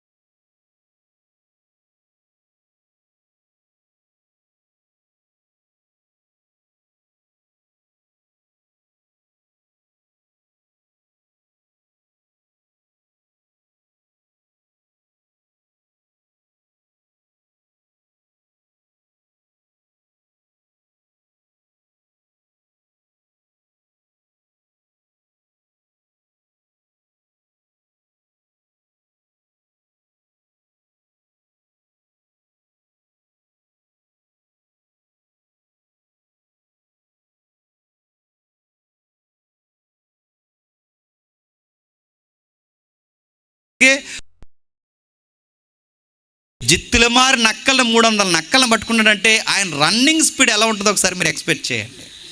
ఆయన యొక్క ఎనర్జీ ఎలా ఉంటుందో ఒకసారి. ఒక మాటలో చెప్పాలంటే సూపర్ మ్యాన్కి, స్పైడర్ మ్యాన్కి తాతయ్య లాంటి వాడు ఎవరండి? సంసోన్ గారు. అంత స్పీడ్ ఉంది, అంత ఎనర్జీ ఉంది ఆయనకి. నక్కలను పట్టుకున్నాడు, పచ్చితపడి ఎముకతో కొడుతున్నాడు, బలమైన పనులు చేస్తున్నాడు. వీళ్ళని పట్టుకుని ఇప్పుడు కుప్పలు ఎప్పుడైతే తగలెట్టేశారు ఊరు వాడంతా తగలడిపోయింది. డిప్రెషన్లో ఉన్నాడు. ఎవరు? సంసోన్ గారు. దిగేలుగా వెళ్తున్నాడు, బాధగా వెళ్తాడు. ఎందుకంటే ఈ మాట నేను అనకూడదు కానీ తప్పదు, టెక్స్ట్ మీకు అర్థం అవడానికి ఈ మాట అంటున్నాను. లవ్ ఫెయిల్యూర్లో ఉన్నాడు, ఫెయిల్ అయిపోయాడు. ఎందుకంటే ఆ పిల్లకి ఎవరిని ఇచ్చి పెళ్లి చేసేసారు. బాధలు వెళ్తున్నావా అని అడిగింది. నిజమైన ప్రేమ, నేను నిజంగానే నిన్ను ప్రేమిస్తున్నాను. అని చెప్పు. నిజంగా నువ్వు నన్ను, నిజమైన ప్రేమలో ఏముండకూడదు చెప్తారు కుర్రోళ్ళు, చెప్పండి. నిజమైన ఏముండకూడదు? అబద్ధాలు ఉండకూడదు, సీక్రెట్స్. నువ్వు నా దగ్గర సీక్రెట్ మెయింటైన్ చేస్తున్నావంటే నేనా? ఎస్, నువ్వే. ఇట్స్ మీ, నువ్వే మెయింటైన్ చేస్తున్నావు. నీ దగ్గర సీక్రెట్ ఏం మెయింటైన్ చేస్తున్నావు? ఏం మెయింటైన్ చేస్తున్నాను? అసలు నీ ఎనర్జీ చెబుతున్నావా? అదా అన్నాడు. అదే, నాకు అన్నీ చెప్తున్నాను అన్నావు. నాకేం చెప్పావు? నీ బలం ఎందులో ఉందో నాకు చెప్పావంటే అది. నీ ఎనర్జీకి సీక్రెట్ ఏంటి? బూస్ట్, హార్లిక్ అని అడిగింది. కుర్రగాళ్ళు ఎలా ఉంటారంటే మామూలుగానే ఏమీ లేకపోయినా చాలా బడ ఎత్తాం ఇలాంటి స్టోరీల్లో. 6 ఎకరం ఉండదు మనకి, కానీ అవతల ఏం చెప్తాం? మా తాత 10 ఎకరాలు భూస్వామి అని చెప్తాం. మీ తాత 10 ఎకరాలు మామూలుగా చెప్పరా? అది మాదే, ఇది మాదే, అది మాదే. ఇడిది ఏది కాదు. ఆ బట్టలు వేసిన వాళ్ళు బిల్డప్ ఇస్తాడు తప్ప ఇడికి ఏమి ఉండదు. ఈ అడిగిన దానికి వాళ్ళందరూ ఆ బయట వాళ్ళు ఇంతమంది వంకరోళ్ళు అడుగుతారు. కొంతమంది ఉన్నారులేండి, నీ ఆస్తులు ఎంత ఉన్నాయి, నీ పర్సులో డబ్బులు ఎంత ఉన్నాయి అని. కానీ ఇడికి ఏమీ లేకపోయినా చాలా ఉన్నాయి అని చెప్తాడు. వీడు అన్నీ చెప్తాడు. ఇలాగే అడుగుతారు, జాగ్రత్త. నీ పర్సులు ఏది, నీ ఐడి కార్డు ఏంటి చూడండి, నీ ఆధార్ కార్డు ఏంటి, అన్నీ దగ్గరెట్టుకుంటారు. గుర్తుపెట్టుకోండి. అన్నీ చూస్తారు. అన్నీ చూశాక సరిగ్గా నొక్కాల్సిన టైంలో నొక్కేస్తారు. అలాగే సంసోన్ గారికి చెప్తుంది, అడుగుతుంది, నీ బలానికి ఆధారం ఏంటి, మర్మం ఏంటని అడిగితే ఎటకారాలు ఆడాడండి ఈయన సంసోన్ గారు. అందులో ఉంది, ఇందులో ఉంది, ఈ కొత్త తాడుల్లో ఉంది, ఈ జువ్వల్లో ఉందంటే అవి తెచ్చి ఫిలిస్తీన్లు కడుతుంటే లొంగిపోతాడు అనుకున్నారు. కానీ ఫిలిస్తీన్లు సర్దార్లు వచ్చి సీక్రెట్ తెలిసిపోయిందిగా, పట్టేసుకుందాం అనుకునేసరికి ఎలా వచ్చారో అలాగే మెత్తగొట్టి పంపించేశాడు. మళ్ళీ తిరిగి వచ్చి అందే, నువ్వు నన్ను మోసం చేస్తున్నావు అంతే. నేను అసలు నీ బలం ఎందులో ఉందంటే చెప్పవేంటి? నువ్వు తాడుల్లో అన్నావు, బిగించాం, తాడుల్లో లేదు. ఏదేదో చెప్పు, అన్నీ బిగించాం, నువ్వు నాకు సరి అయిన ఆన్సర్ చెప్పట్లేదు. నువ్వు నన్ను నిజంగానే ప్రేమిస్తున్నావంటే, నేను నిజంగానే ప్రేమిస్తున్నానంటే అయితే నాకు చెప్పంటే, ఇక చెప్పాలంటే విసిగించేసిందంటే బైబిల్ ఎలా రాయబడింది, విసిగించేసిందంటే బైబిల్లో రాయబడింది. విసిగిపోయి అన్నాడు. నీకు ఎందుకు ఇదంతా అంటే నువ్వు చెబుతావా చెప్పవా? విసిగించేసి బైబిల్లో రాయబడింది. ఆ పిల్ల మాటల కట్ట ఇంత బలవంతుడు సూసైడ్ చేసుకుందాం అనుకున్నాడు. ఇటు సింహాన్ని జయించిన ఆయన చెప్పండి, ఈవిడ విషయంలో విసికెక్కిపోయి ఏం చేసుకుందాం అనుకున్నాడట? సూసైడ్ చేసుకుందాం అనుకున్నాడట. అంతగా మర్మం బయటికి లాగింది. చెప్పేశాడు, నా బలం ఎందులో ఉందంటే నా తలలో ఉందన్నాడు. విషయం ఏంటంటే నిజానికి తలలో కూడా లేదు, ఆయన అలా చెప్పాడు ఆ మాయలో. నా తలలో ఉందన్నాడు బలం, కానీ తలలో బలం లేదు. ఎందులో ఉందంటే దేవునికి ఆయనకున్న నిబంధనలో బలం ఉంది. నిజానికి ఆయన తలలోనే బలం ఉంటే ఆ నిబంధన గుర్తు తల మాత్రమే తప్ప తల కాదు బలం. ఒకవేళ తలలోనే బలం ఉంటే ఆయన గుండెకి ఇచ్చిన తర్వాత మళ్ళీ తల వచ్చింది, బలం వచ్చిందా? రాలేదంటే ఇప్పుడు బలం ఎందులో ఉంది? దేవునికి ఆయనకున్న సంబంధంలో ఉంది. ఆయనకి ఈయనకి సంబంధం బాగుందనడానికి ఒడంబడిక గుర్తు మాత్రమే ఏంటి చెప్పండి? తల. అంటే నిబంధన గుర్తు తల మాత్రమే తప్ప తలలో లేదు బలం. సంసోన్ గారు ఏమన్నారంటే నా తలలో బలం ఉందనగా అమ్మాయి చక్కగా తన ఒడిలో నిద్రపుచ్చుకుని, బైబిల్ ఇలా ఉంది, తన తొడ మీద నిద్రపుచ్చుకుని చక్కగా కటింగ్ చేసిందంట. ఎవరికి? సంసోన్ గారికి. ఎప్పుడైతే కటింగ్ చేసిందో ఫటాఫట వచ్చారు, ఆ శత్రువులు ఎత్తుకెళ్ళిపోయారు. ఆ శత్రువులు ఎత్తుకెళ్ళి ఆ తిరగ కట్టేశారు. ఆ తిరగలు కట్టేసిన తర్వాత 2 కళ్ళు పీకేశారు. ఆ 2 కళ్ళు పీకేసిన తర్వాత అప్పుడు అర్థమవుతుంది, మోసపోయాను అని. బాధపడ్డాడు, ఏడ్చాడు. దేవా అని ఆకాశం వైపు కన్నులెత్తి ప్రార్థించాడు. దేవా, నిన్న విషయం అడుగుతున్నానని చెప్పాలయ్యా. తెలిసి చేశానో తెలియ చేశానో మొత్తం మీద నేను గాయపరిచాను, ఒక్కసారి నాకు అవకాశం ఇవ్వు. వీరుడు సూర్యుడైన వాడికి 2 కళ్ళు పోయాయి, పచ్చితవడ ఎముకతో 1000 మంది కొట్టేవాడిని తిరగల కట్టేశారు, అసలు చక్కటి నేత్రాలు గలవాడికి 2 కళ్ళు పీకేశారు, బాధల్లో పడేశారు. అలా తిరగలు ఇసురుతున్నప్పుడు ప్రార్థన చేశాడు, దేవా ఒక విషయం అడుగుతున్నాను, నా ప్రేయర్ రిక్వెస్ట్ ప్రభువా, ఒక్కసారి నాకు బలం ఇవ్వా అని అడిగాడు. ఒక్కసారి నాకు బలం ఇవ్వా అని అడిగితే, ఎందుకు బలం అంటే ఒక విషయం తెలుసు ఆయనకి, ఏ ఫిలిస్తీన్ని అరికట్టడానికి నన్ను పుట్టించావో ఆ ఫిలిస్తీన్ అమ్మాయిని ప్రేమించాను, 2వసారి కూడా అలాంటి ఆమెతోనే సహవాసం చేశాను, 2 సార్లు దెబ్బతిన్నాను. ఇప్పుడు అడుగుతున్నాను ప్రభువా, ఈ ఫిలిస్తీన్ని తీసేసే పగ నేను తీర్చుకుంటాను, ఒక్కసారి నాకు అవకాశం అంటే దేవుడు అవకాశం ఇచ్చాడు. దేవాలయాన్ని కట్టాడు, 2 స్తంభాలు లాగేశారు, దేవాలయం మీద పడిపోయింది, 3000 మందితో పాటు సంసోను కూడా చచ్చిపోయాడు. ప్రశ్న అడుగుతాను చెప్పండి, సంసోను ఇలా చనిపోకుండా ఉండాలి అంటే సంసోను జీవితంలో ఎవరు ఉండకూడదు తెలుసా? దెలీలా ఉండకూడదు. దెలీలా అనే క్యారెక్టర్ ఉండకూడదంటే మరొక అమ్మాయి లవ్ స్టోరీ ఉండకూడదు. ఆ లవ్ స్టోరీ కూడా ఈయనకు ఉండకూడదంటే అసలు ఈయన జీవితంలో ఎంత ఫాలోయింగ్ రాకుండా ఉండాలి అంటే ఈయనకి ఏమి ఉండకూడదు చెప్పండి? బలం ఉండకూడదు. ఆ బలమే ఉండకపోతే అందరిలాంటి కుర్రోడే సంసోను కూడా. ఇప్పుడు అందరిలాంటి కుర్రోడ్లో ఒక సెపరేట్ ఇమేజ్ సంసోనుకు వచ్చిందంటే తేడా ఎక్కడుంది? ఆ సెపరేట్ ఇమేజ్ సంసోనికి రావడానికి కారణం బలం ఇచ్చాడు. ఆ బలమే లేకపోతే ఈ అమ్మాయి లేదు, ఈ అమ్మాయి లేకపోతే ఈ లవ్ స్టోరీ గొడవ లేదు, ఈ లవ్ స్టోరీ గొడవ లేకపోతే దెలీలా లేదు, ఈ దెలీలా లేకపోతే వాళ్ళకు దొరకడు, వాళ్ళకు దొరకకపోతే ఆ 2 కళ్ళు పోవు, ఆ 2 కళ్ళు పోకపోతే ఆ దేవాలయం పడగొట్టుకుని తను చంపుకునేంత పరిస్థితి రాదు. ఇదంతా జరగకూడదంటే ఈయనకి ఏమి లేకుండా ఉంటే బాగుంది చెప్పండి? బలము లేకుండా ఉంటే బాగుండు. ఈ బలం ఇచ్చింది ఎవరండి? దేవుడే. ఇప్పుడు సౌలుకి గొప్ప దీవెన రాజుని చేయడం అయితే సంసోనుకి దేవుడిచ్చిన గొప్ప దీవెన ఏంటండి? బలము. ఇప్పుడు ఈ దీవెనైన బలమే ఏమైపోయింది? శాపం అయిపోయింది. మీకు అర్థమవుతున్నాయి లేదంటే దేవుడు కొన్ని ఇస్తాడు, ఆ కొన్ని మనకేమవుతాయి చెప్పండి? అయితే అంచెలంచెలుగా మనం తీసుకుపోతాయి, లేదా అవే మన మెడకు కూర్చుని మొత్తానికి రోడ్డు మీద మనల్ని పడేస్తాయి. దేవుడికి ఇవ్వడమో తెలుసు, ఆ ఇచ్చినవి నిలబెట్టుకోవడం మనకు రాకపోతే అదే వాటితో మొట్టిగా లేయడం కూడా దేవునికి తెలుసు.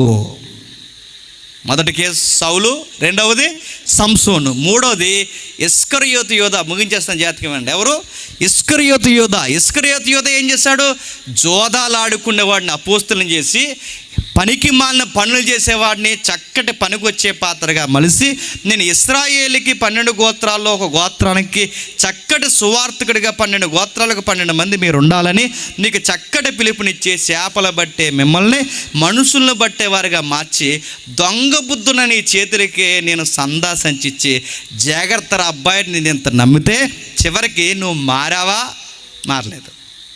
యోధాకి దేవుడిచ్చిన గొప్ప దీవెన ఏంటంటే అపోస్తుల్ని చేయడమే గొప్ప దీవెన, సేవలో పెట్టడమే గొప్ప దీవెన, సేవకుడిగా నిలబెట్టడమే గొప్ప దీవెన. కానీ ఆ దీవెనతోనే వ్యాపారాలు చేయడం మొదలెట్టాడు. ఏం చేశాడు? సంచిలో వేసిన సంధ అంతా ఏం చేస్తున్నాడట? తింటున్నాడు. అడుగుతున్నాను, దేవుని సందాలు తింటే బాగుపడతారా? ఎగిరిపోతారు. మళ్ళీ చెప్తున్నాను, దేవుడి సందాలు తింటే మంచిదా? నూడ్చెడి ఎద్దన్నాడు, ఎంతవరకు ఆహారం తినాలో అంతవరకే తినాలి, పంట అంతా తినేస్తానంటే కోసి కారం పెట్టేస్తాడు. ఊరుకుంటాడా? చంపేస్తాడు. గొడ్డె మొత్తం పంటంతా తింటానంటే నరికేడు దాన్ని, కోసేడు దాన్ని ఏం చేస్తాడు? వండనిస్తాడు చెప్పండి? నువ్వు నూడ్చెడు వెద్దవైతే ఎంతవరకు తినాలంత. కానీ ఈ యోధా ఏం చేశాడంటే మొత్తానికి యోధా చేసిన పని ఏంటో తెలుసా? ఇతను డబ్బులకు మరిగాడు. జోదాల అలవాటు అంటే కొంతమంది సంఘాలకు వస్తారు కానీ సేవలో ఉంటారు కానీ వీళ్ళ అలవాట్లు పోవు. వీళ్ళు ఏం చేస్తారు? ఈ అలవాట్లకి ఏం కావాలి? డబ్బు కావాలి. ఈ డబ్బు ఏకంగా దేవుడు డబ్బునే దొంగిలించడం మొదలెట్టాడు. పైగా ఈ డబ్బుని ఎలా పోగేస్తున్నాడు? పేదోళ్ళకి ఇస్తానంటున్నాడు, సేవ అంటున్నాడు, అవసరాలు తీరుస్తా అంటున్నాడు, ఎన్నెన్నో చెప్తున్నాడు. ఇలాంటి పనులన్నీ చేసి డబ్బంతా దగ్గర పెట్టుకుంటున్నాడు. కానీ దేవుడికి తెలుసు ఈ డబ్బులు దొంగతనం చేస్తున్నాడు. మన దేవుడు ఎలాంటి అంటే అన్నీ తెలిసే మనకిస్తాడు, ఎందుకంటే సరిగ్గా ఉండు అని. కానీ మనం ఉంటామా? దేవుడికే తెలియదు అనుకుంటాం మనం చేసే పనులు. యోధా దొంగిలించాడు. సర్లే అనుకున్నాడు. కానీ ఈ దొంగతనం ఎంత స్థాయికి పెరిగిపోయిందంటే చివరికి గురువు నమ్మేంత స్థాయికి పెరిగిపోయింది. ఎవరు నమ్మేశాడు? 30 ఎండి నాణ్యాలకి ఎవరు నమ్మేశాడట? ప్రభు అయిన యేసుక్రీస్తు వారిని నమ్మేశాడట. అమ్మేసి బాగుపడ్డా? గిల్ట్, మనస్సాక్షి ఒకటి ఉంది కదండి దేవుడు పెట్టిన ఆ కాన్షియస్ గిల్ట్ స్టార్ట్ చేసింది. తనకు అర్థమైంది, ఇంత దారుణమైన పని చేశానంటే పరిగెట్టు, వదిలేయండి అన్నాడు. 30 ఎండి నాణ్యాలు ఇలా పడేశాడు. అయ్యా ఆ నీతిమంతులు వదిలేయండి అంటే ఆ పరిసయ్యులు శాస్త్రాలు అన్నారే, నీ దిక్కున్న కాడ చెప్పుకోరా, నువ్వు వదిలేయమంటే మేము వదిలేస్తాం అనుకున్నారా అని అడిగారు. అంటే నేను పట్టిస్తేనేగా మీకు దొరికాడు, మీ డబ్బుల వల్లేగా ఆయన పట్టుకున్నారు, ఇదిగో మీ లంచం మళ్ళీ మీకు ఇచ్చేస్తున్నాను, ఆయన వదిలేయండి అంటే వాళ్ళు వదలనన్నారు. పో ఇక్కడి నుంచి అన్నారు. బాధపడిపోయాడు. అన్నం పెట్టినోడిని నేనే పట్టించేస్తాను, నన్ను ఆదరించిన వాడిని నా చేతులారా నేనే చంపించేస్తున్నాను, ఇలాంటి దుర్మార్గమైన పని నేను చేశానని బాధపడిపోయి ఎక్కడో మెట్ట ప్రాంతానికి పోయాడు. అసలు యెరూషలేము అంటేనే కొండ ప్రాంతాలు. ఆ కొండ ప్రాంతాన్ని పైకి ఎక్కడికో పోయాడు. ఆ ఏదో చెట్టు చూసుకున్నాడు, ఆ చెట్టు కొనకు ఉరేసుకున్నాడు.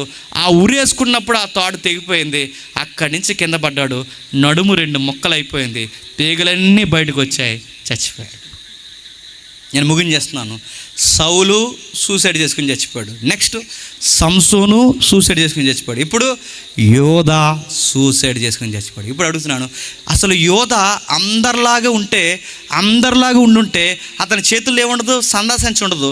అసలు దేవుని కుమారుడు అయ్యాడు, అపోస్తుడు అయ్యాడు. అపోస్తుడు అవ్వకపోతేనే బాగుండు. ఎందుకంటే అతను అపోస్తుడు అవడమే కాదు, బైబిల్ అందే అసలు యోధా పుట్టకపోతేనే బాగుండు బైబిల్.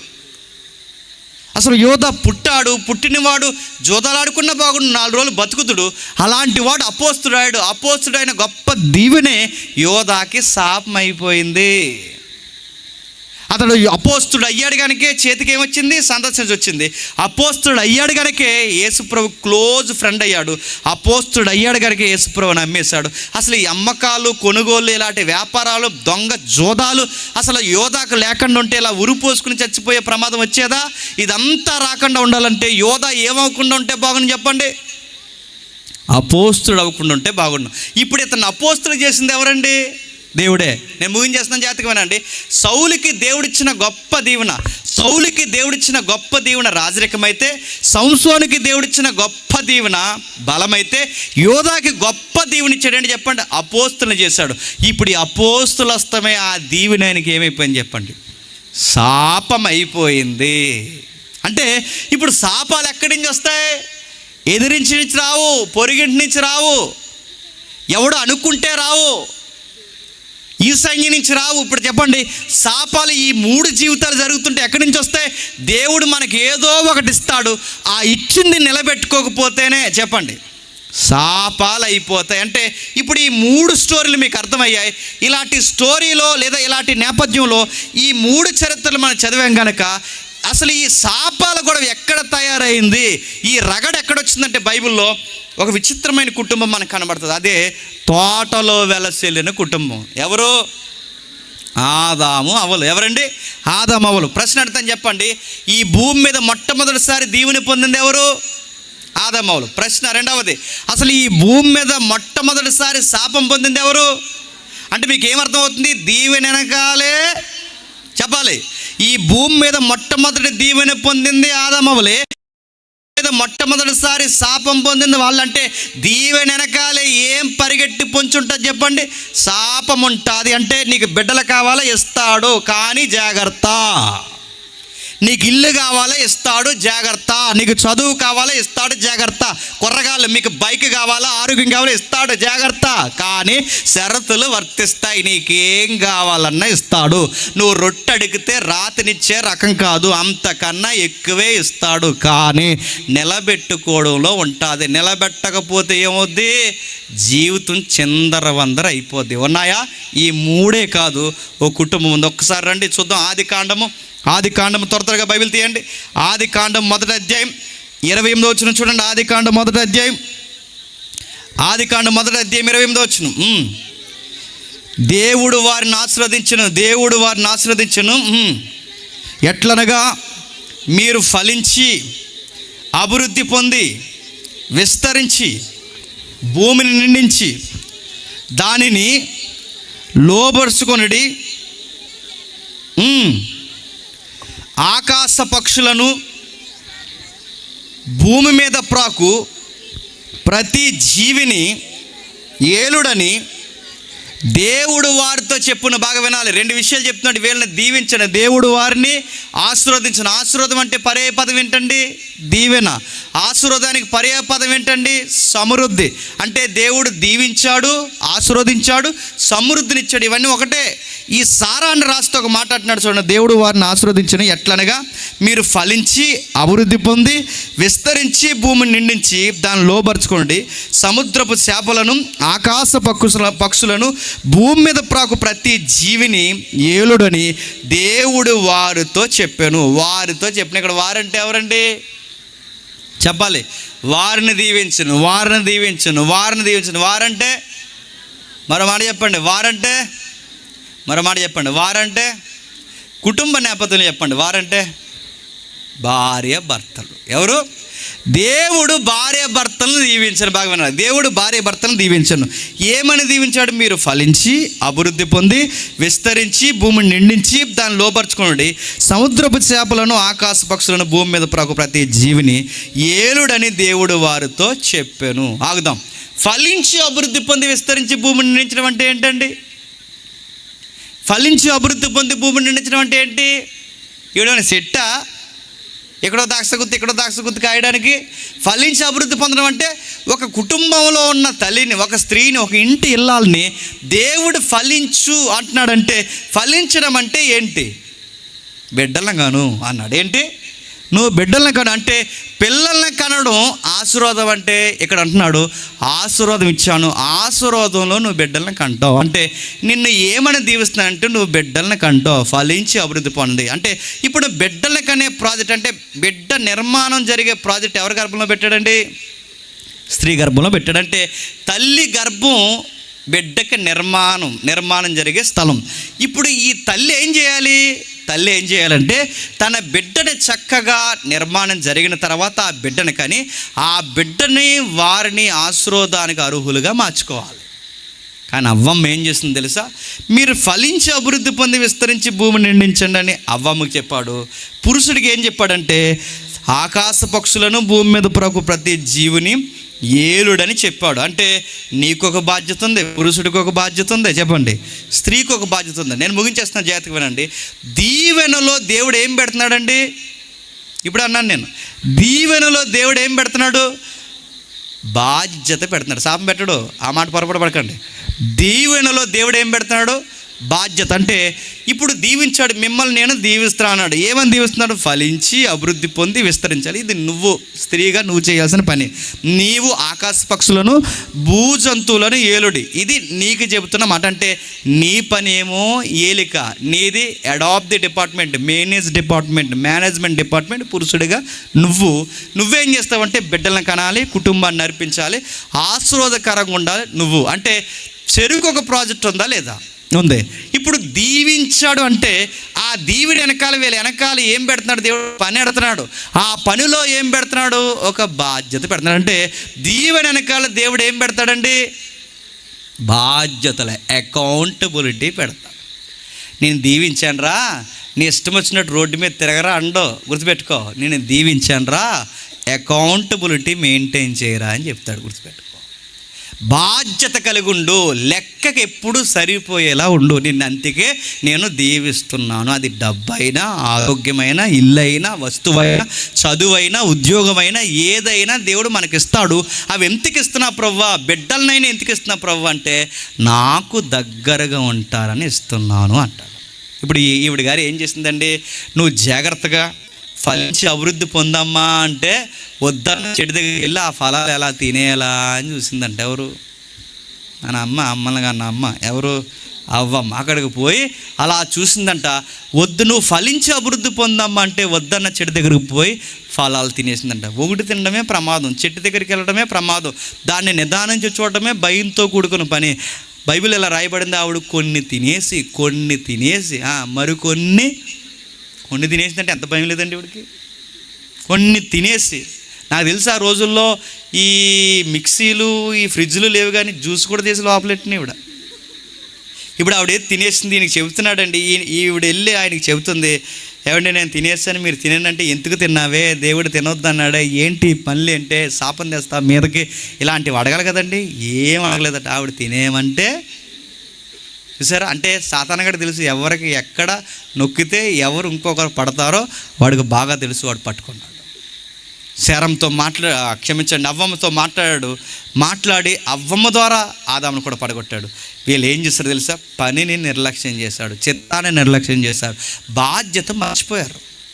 ఎప్పుడైతే వాళ్ళు బాధ్యతలేసారో ఆ బాధ్యత వదిలేసి వద్దన్న పని ఎప్పుడైతే చేశారో ఏం జరుగుతుందో చూడండి. నేను త్వరగా ముగించేస్తాను. 3వ అధ్యాయం 16వ వచనం నుండి. ఆయన స్త్రీతో, నీ ప్రయాసను నీ గర్భవేదన నేను మిక్కిలి హెచ్చించెదను, వేదనతో పిల్లలు కందువు గనక నీ భర్త ఎడల నీకు వాంఛ కలిగి. నేను పదాలు కొన్ని నొక్కుతాను, మీరు జాగ్రత్తగా చూడండి. ఆ స్త్రీతో వద్దన్న పని చేసి, అంటే బాధ్యత మర్చిపోయి దీవెన మర్చిపోయి వద్దన్న పని చేసావు కనుక నీ లైఫ్లోకి ఏమొస్తుందంటే ప్రయాస, వేదన, పిల్లలు, గర్భవేదన, వాంఛ. చివరికి మీ ఆయన నిన్ను నేల్తాడు, నువ్వు బానిసవు. మీకు ఏమర్థమవుతుందండి? శాపం అంటే ఏంటో తెలుసా? బంతుల్లా పరిగే జీవితాన్ని, బంతుల్లా జీవించే జీవితాన్ని పాడు చేసుకోవడమే శాపము. ఇప్పుడు చెప్పండి, అవ్వమ్మ జీవితాన్ని ఎలా పాడు చేసుకుంది? దేవుడు ఒక బాధ్యత పెట్టాడు, నువ్వు బిడ్డలను కానీ ఫలించి అభివృద్ధి పొంది విస్తరించే పని నీకు ఇస్తే ఆ పని చేయకుండా బాధ్యత మనసి ఏం చేస్తుందండి? పోయి వద్దన్న పని చేసి ఆ పళ్ళు తిన్నది. తింటే ఏమైంది? దేవుడు లేని ఏ కుటుంబమైనా, దేవుడు వదిలేసిన ఏ సంసారమైనా, దేవుడిని కాదన్న ఏ ఇల్లాల జీవితమైనా ఎలా ఉంటుందంటే ఇదిగో ఆ మొదటి కుటుంబం చూస్తేనే అర్థమైపోతుంది. ఏమైందట? అర్థం పర్థం లేని ప్రయాసం వచ్చిందట. దేవుడు లేని ఏ కుటుంబంలో ఏ తల్లి జీవితంలో అయినా అర్థం పర్థం లేని ప్రయాసం ఉంటుందంటే అర్థం పర్థం లేని ప్రయాసం ఉంటుంది. ఏం ప్రయాసం ఉంటుంది? మీరు గమనించండి. ఉదయాన్నే లేస్తారు. ఉదయాన్నే లేచిన తర్వాత అందరికీ టిఫిన్ రెడీ చేస్తారు. అందరికీ టిఫిన్ రెడీ చేసిన తర్వాత వీళ్ళు తింటారా? అందరు తిన్నాక లాస్ట్ తింటారు. ఆ లాస్ట్ని తినే టైం ఇప్పుడు అవుతుంది 10:30, 11 అవుద్ది. అంటే భోజనాలకు దగ్గర అయ్యే టైము. అదుగు ఇదిగో తినే టైంకి మళ్ళీ క్యారేజీలు రెడీ చేయాలి. అదుగు ఇదిగోని క్యారేజ్ అయితే ఆ కుర్రగాడికి బాక్స్ పెట్టాలి, యజమానికి బాక్సులు పంపించాలి, అంతా అయ్యాలి. అదుగు ఇదిగని సరితే ఇంట్లో అత్త మామలు అందరూ తినే సమయానికి 7 మధ్యాహ్నాలు కాస్త దాటి సంధ్యవేళ దగ్గర పడుతున్నప్పుడు 2-2:30కి భోజనం చేస్తారు. ఇది ప్రయాస. బాగా వినండి. ఇంత అయిన తర్వాత 2:30 చేసాక అమ్మయ్య కాస్త నడుము ఆలుద్దాం అనుకునే సమయానికి లింగుమని ఆడు బ్యాగ్ గ్యాలేసుకుని వచ్చేస్తుంటాడు. ఎవరు? అమ్మే అని. ఆడు బట్టలు మురుకు, మొత్తం మురుకు. మళ్ళీ ఆడికి స్నానం చేయించి కాస్త తల వెనక్కు దువ్వి ఆడికి మళ్ళీ తినడానికి ఏదో ఒక స్నాక్స్ పెట్టేసరికి అదుగు ఇదిగేని చక్క పెట్టే సమయానికి మళ్ళీ వంట వార్పు అని అడుగులేసే సమయానికి ఆయన వచ్చేస్తాడు. ఎవరు? యజమాని గారు. మళ్ళీ ఆయనకి నీళ్ళెట్టి అయ్యి చేసి వంట వార్పు చేసేసరికి 8-8:30 అందరికి చక్కబెట్టి తిందాంలే అనుకునేసరికి 10-10:30 11 గంటకు మొత్తం ప్రోగ్రాం అవుద్ది. ఈ గ్రౌండ్ సీట్ అంతా అయిన తర్వాత మళ్ళీ ఉదయాన్నే 4:30కి మళ్ళీ టిఫిన్లు, మళ్ళీ బాక్సులు, మళ్ళీ ఆడు 4:30కి వచ్చేస్తాడు. మళ్ళీ వాడికి స్నానం, వాడికి అన్నీ వేస్తాడు. ఇదే సైకిల్ తప్ప కొత్తగా ఏమన్నా చెప్పండి. ఉదయాన్నే లేవడం, టిఫిన్లు వండుకోవడం, భోజనాలు వండుకోవడం, వాళ్ళకి పెట్టడం, లాస్ట్ని తినడం, మళ్ళీ సాయంత్రం రావడం, మళ్ళీ వాళ్ళు ఇదే సర్కిల్ తప్ప కొత్త సర్కిల్ 30 సంవత్సరాల కాపురంలో ఏమన్నా ఉందా? పెద్దవాళ్ళని అడగని చెప్తారు. ఉందా? ఇదే సర్కిల్ ఉంటుంది. అప్పుడప్పుడు ఊరెళ్ళాం అనుకోండి, లెక్కల్లోకి రావయ్యి. ఇదే సర్కిల్ ఉంటుంది. అడుగుతున్నాను, ఎందుకు పడుతున్నాయి ప్రయాస? పెద్దమ్మా ఎలాగుండేదానివే 30 సంవత్సరాల క్రితం ఆ ఫోటో చూసాను, ఎంత స్లిమ్గా ఉండేదానివి, డ్రమ్లాగా అయిపోయావు, ఎలాగుండేదానివి, ఎలాగ అయిపోయేట్టే పెద్దమ్మ అని అడిగితే పెద్ద అని చెప్తుంది. ఏం చేస్తామరా అంటే మరి అలాగ అయిపోయేట్టే, టయానికి తినక టయానికి నిద్రాక లొట్టలు పోయి అలాగ అయిపోయి మొత్తం అంతా వాసౌట్ అయిపోయి ఇలాగైపోయాడు పెద్దమ్మ అంటే నీకు అసలు ఇంత బాధ అనిపించట్లేదా? నీకు రెస్ట్ తీసుకోవాలనిపించట్లేదా? ఏంటి నీకు ఈ పద్ధతి అని అడిగితే సరదాగా కావడంటది. ఏమని చెప్పినా ఎప్పుడు ఏమలా పోదాం అనుకున్నాను రా, కానీ వెళ్ళలేకపోయాను. ఎందుకు వెళ్ళలేదంటే 2 విషయాలకి వెళ్ళలేనురా అంటది. ఆ 2 విషయాలు ప్రతి తల్లి చెప్తుంది, ప్రతి మాతృమూర్తి చెప్తుంది. ఏం చెప్తుంది? 2 విషయాలు నేను వెళ్ళలేనురా. ఎందుకు వెళ్ళలేనంటే 1 భర్త, 2 పిల్లలు. వీళ్ళిద్దరి కోసం ఈ ప్రయాస నాకు ప్రయాస అనిపించుతారు. అది చెప్తారు. బాగా వినండి. ఎంత ప్రయాసపడుతుంది ఎవరి కోసం అండి? భర్త, బిడ్డలు. గమ్మత్తని చెప్పిన ఏ బిడ్డల కోసమైతే ప్రయాసపడుతున్నావో ఆ బిడ్డల వలన 2వ పదం వేదన కలుగుతాడు. ఏం కలుగుద్ది? వేదన. వాళ్ళ కడుపులో పడినప్పుడు వేదన, వాళ్ళు పెరిగినప్పుడు వేదన, వాళ్ళు పెరిగిన తర్వాత పుట్టేటప్పుడు వేదన, సావు గోల. ఆ పుట్టిన తర్వాత వాళ్ళు బుడుబుడు నడకలు నడిస్తే, ఆ నడుస్తున్నప్పుడు నడవకపోతే వేదన, ఆరోగ్యం లేకపోతే వేదన, వాళ్ళు ఎదిగిన తర్వాత మంచి మాటలు మాట్లాడకపోతే వేదన, ఆ ఎదుగునోడు కుదురుండకుండా ప్రతి బోర్డులో ఏలేడితే వేదన. కుదురుగా ఉంటాడు, అందులో దూతాడు, ఇందులో దూతాడు, ప్రతి దానికి తొంటర పనులు చేస్తాడు, ఎదుగుతాడు. ఆడు ఎదిగిన తర్వాత చదువు అవ్వకపోతే వేదన, ఆ చదువుడు ఎదిగి రాకపోతే వేదన. ఎవడి కోసమైతే ఎంత ప్రయాసపడుతున్నావో ఆ కుర్రగాడే లింగుమని 10వ తరగతి పాస్ అయ్యి నీకే ఏమీ తెలదంటాడు. నోర్మి అంటాడు. ఆడికి లోకు బాగానండి. పిల్లలకు లోకుగా దొరికేది ఎవరో తెలుసా? తల్లిదండ్రులు. ఆడు నీ మీదకే తిరగబడతాడు. నచ్చిన కూర వండకపోతే కంచం విసురుతాడు, గ్లాస్ విసురుతాడు, కూర విసురుతాడు. ఈసారి ఎవడ గాయమన్నా నిన్నని అడుగుతాడు, నిన్నే. ఆడు పుట్టినప్పుడు వేదన, పెరిగినప్పుడు వేదన. ఇప్పుడు వీడికి చదువు సని చెప్పిందంటే వేదన. 25 ఏళ్ళు అడ్డగాడిదలా ఎదిగాడు. ఇప్పుడు దమ్మిడి సంపాదన లేదు, డిగ్రీ సర్టిఫికేట్ లేదు. వీడు దేనికన్నా ఉపయోగపడదు, దేనికి ఉపయోగపడు. రేపు పొద్దున్న వీడికి పెళ్లి సంబంధం అన్నా వస్తుందా డౌటే. మా కాళ్ళు చేతులు వంగిపోతుంది. వీడు మాకి ఉపయోగపడేలా లేడు. వీడి పిల్లాన్ని పోసేంతాడా డౌటే. వీడు కూర్చుని తింటున్నాడు, ఆస్తులైనా వండేస్తాడా డౌటే. వేదన. సరే, అన్ని ముక్కు మోకం మొత్తం అన్ని తాకడెట్టి వాళ్ళని ఏదోలాగా తీర్చిదిద్దడానికి వారు చివరికి వారి శరీరం అంతా పెట్టుబడి పెట్టి కాళ్ళు చేతులు అరగొట్టుకుని ఆడిని పెంచి పోషించడానికి మొత్తం చక్కబెడితే కోడలు వచ్చిన తర్వాత ఇద్దరు కలిసట, నువ్వు నన్ను స్కూల్కి పంపించావుగా, నేను అనాథాశ్రమం పంపుతానని అమ్మనే అనాథాశ్రమంగా జాయిన్ చేస్తున్నారట. తల్లిదండ్రులనే ఈరోజు రోడ్డు మీద వదిలేస్తున్నారు. లంకంత గొంపలు తల్లిదండ్రులు కొడితే ఆ తల్లిదండ్రులకు మంచాలట వీళ్ళ మెట్ల దగ్గర వేస్తున్నారట. ఆ మంచాలట ఆరు బయట వేస్తున్నారట. కుక్కకున్న స్థానం తల్లిదండ్రులకు ఇస్తున్నారట. ఇలాంటి పిల్లలు ఎక్కువైపోయినందుకు తల్లిదండ్రులు ఏడుస్తున్నారు. ఏమని తెలుసా? అయ్యో, ఈ పిల్లల కోసమే ఇంత పెట్టుబడులు పెట్టామే, పిల్లల నేడ్చామే, ఈ పిల్లల కన్నా శాప పిల్లలు పెంచుకుంటే బాగుండు, అమ్ముకుంటే డబ్బులు వద్దునని ఏడుతున్నారు తల్లిదండ్రులు. ఏ కొడుకులకి రొమ్ము పాలు ఇచ్చామో ఆ కొడుకులే రొమ్ముల మీద తంటున్నప్పుడు రబో దిబో అని కొట్టుకుంటున్నారు బయట తల్లిదండ్రులు. ఏ కూతురు కోసం సర్వం ఖర్చు పెట్టామో ఆ కూతురే మా మీద తిరగేసి కేసులు పెట్టి ఏదో జీవితం అని బయటకు పోతుంటే ఈ పిల్లలు పుట్టిన ఒకటే పుట్టకపోయినా ఒకటే అంటున్నారు. ఈరోజు తల్లిదండ్రులు ఏడుస్తున్నారు, బాధపడుతున్నారు. ఈ బిడ్డలేపు చూసి ఎంత రోతకి గురవుతున్నారు. వాళ్ళు అంటున్నారు, రే ఇలా తిరగబడతారని తెలిస్తే, ఇలాంటి మాటలు అంటారని తెలిస్తే, మీరే మాకు సంఘటన అయిపోతారని తెలిస్తే మీరు నెలల్లో ఉన్నప్పుడు నోట్లో వడ్లు కింద చంపేద్దాం రా అంటున్నారు. ఈరోజు కాదు, మన తల్లిదండ్రులకి కాళ్ళు చేతులు వంగితే, మనకి కండరాలు ముదిరితే వాళ్ళని తన్నుతున్నారు, వాళ్ళని కొడుతున్నారు. కోడలు కొడుకు కలిసి మరీ తన్ని రోడ్డు మీదకి ఇడిచేస్తున్నారు. అవే ఆస్తుల కోసం గుప్పెడి మెతుకులు ఎట్టడానికి ఏడుస్తున్నారు. ఆ తల్లిదండ్రులకి ఏదన్నా ఇబ్బంది వస్తే చూడడానికి ఏడుస్తున్నారు. అటు గొడ్డి ప్రపంచంలో గొడ్డు కుటుంబాలు తయారయ్యాయి. కొడుకులు కూతురు కలిసి రావట్లేదు. వేదన. అవ్వా, నన్ను కాదని, నా బాధ్యత కాదని, అవ్వే కాదు, సంసారంలో ఏ తల్లైనా దేవుడని ఒక విషయాన్ని వదిలేస్తే, ఏ బిడ్డల కోసమైతే బతుకుతున్నావో చెప్పు, ఆ బిడ్డలే నీకు శాపమై కూర్చుంటారు. నేను ఇచ్చిన బాధ్యత మర్చిపోయి, నేను ఇచ్చిన ఏదైతే దీవెన మర్చిపోయి, నేను ఇచ్చిన దీవెన వెనకాల నా చిత్తం మర్చిపోయి దేని కొరకైతే పరిగెడుతున్నావు, నీ సంసారంలో నీ యజమాని నిన్ను ఏలేస్తాడు. అదే మూడో చెప్తున్నారు చూడండి. నీ పురిటి నొప్పుల వలన యాతన వస్తుంది, నీ పిల్లల వలన యాతన వస్తుంది, నీ భర్త ఎడల నీకు వాంఛ కలుగుతుంది అన్నాడు. వాంఛ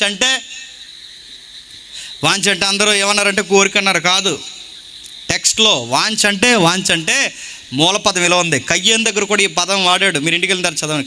కయ్యంతో దేవుడు అంటాడు, కయ్యను నువ్వు సత్క్రియ చేసిన ఎడలా తలెత్తుకుంటావు, నువ్వు సత్క్రియ చేయకపోతే వాకిట పాపం పొంచి ఉంటుంది, ఆ పాపానికి నీ ఎడల వాంఛ అన్నాడు. అంటే వాంఛ అంటే పాపం పులి అయితే, పాపం రాక్షసి అయితే, అది వాకిట్లో ఉంటే నేను ఎలా మింగేద్దామా అని ఒక పెద్ద పులిలా పాపం ఎలా ఎదురు చూస్తుందో, అంటే పాపం దగ్గర వాడిన పదం ఏంటండి, ఎప్పుడు మింగేద్దా అని చూసేదే చెప్పండి వాంచి. ఇప్పుడు చెప్పండి, ఇక్కడ ఎవరిని మింగేయాలనుకుంటున్నారంట? మీకు అర్థమైతే చెప్పండి. అర్థం ఏంటంటే ఎబ్రూ శబ్దం, మీ ఆయన్ని గ్రిప్పులు ఎట్టుకోవాలని నువ్వు అనుకుంటావు. రెండో పదం, ఆయన ఏలాలని నిన్ను గూర్చి ఆయన అనుకుంటారు. అంటే ఇద్దరు ఏం ఫైట్ చేస్తారు చెప్పనా? ఆయన లైన్లో పెట్టుకోవాలని నువ్వు అనుకుంటావు, నిన్ను లైన్లో పెట్టాలని చెప్పండి ఆయన అనుకుంటాడు. ఆయన్ని గ్రిప్పులోకి తెచ్చుకోవాలని నువ్వు అనుకుంటావు, నిన్ను గ్రిప్పులో పెట్టుకోవాలని ఆయన అనుకుంటావు. మొత్తం ఇద్దరి మధ్య రాపిడి జరిగి సంసారం 60 సంవత్సరాలు మీకు ఏం జరుగుతుందో చెప్తే గొడవలు జరుగుతాయి, ప్రయాస. ఇదంతా ఎందుకు జరుగుద్ది? దేవుడు అనే ఒక ఆయన లేకపోతే ఏమవుతుంది చెప్పండి? ఇదే జరుగుద్ది. దేవుడు అనే ఒక ఆయన లేకపోతే మన సంసారం మనకు కలిసి రాదు, బిడ్డలు కలిసి రారు, భర్త కలిసి రాడు, భార్య కలిసి రాదు, జీవితం అంతా భారభరితం అయిపోతుంది. చాలామంది అంటారు భర్త భర్త భర్త భర్త భర్తే భర్తే, కానీ భర్తలకి చాలామందికి లోకుగా దొరికేది ఎవరో తెలుసా?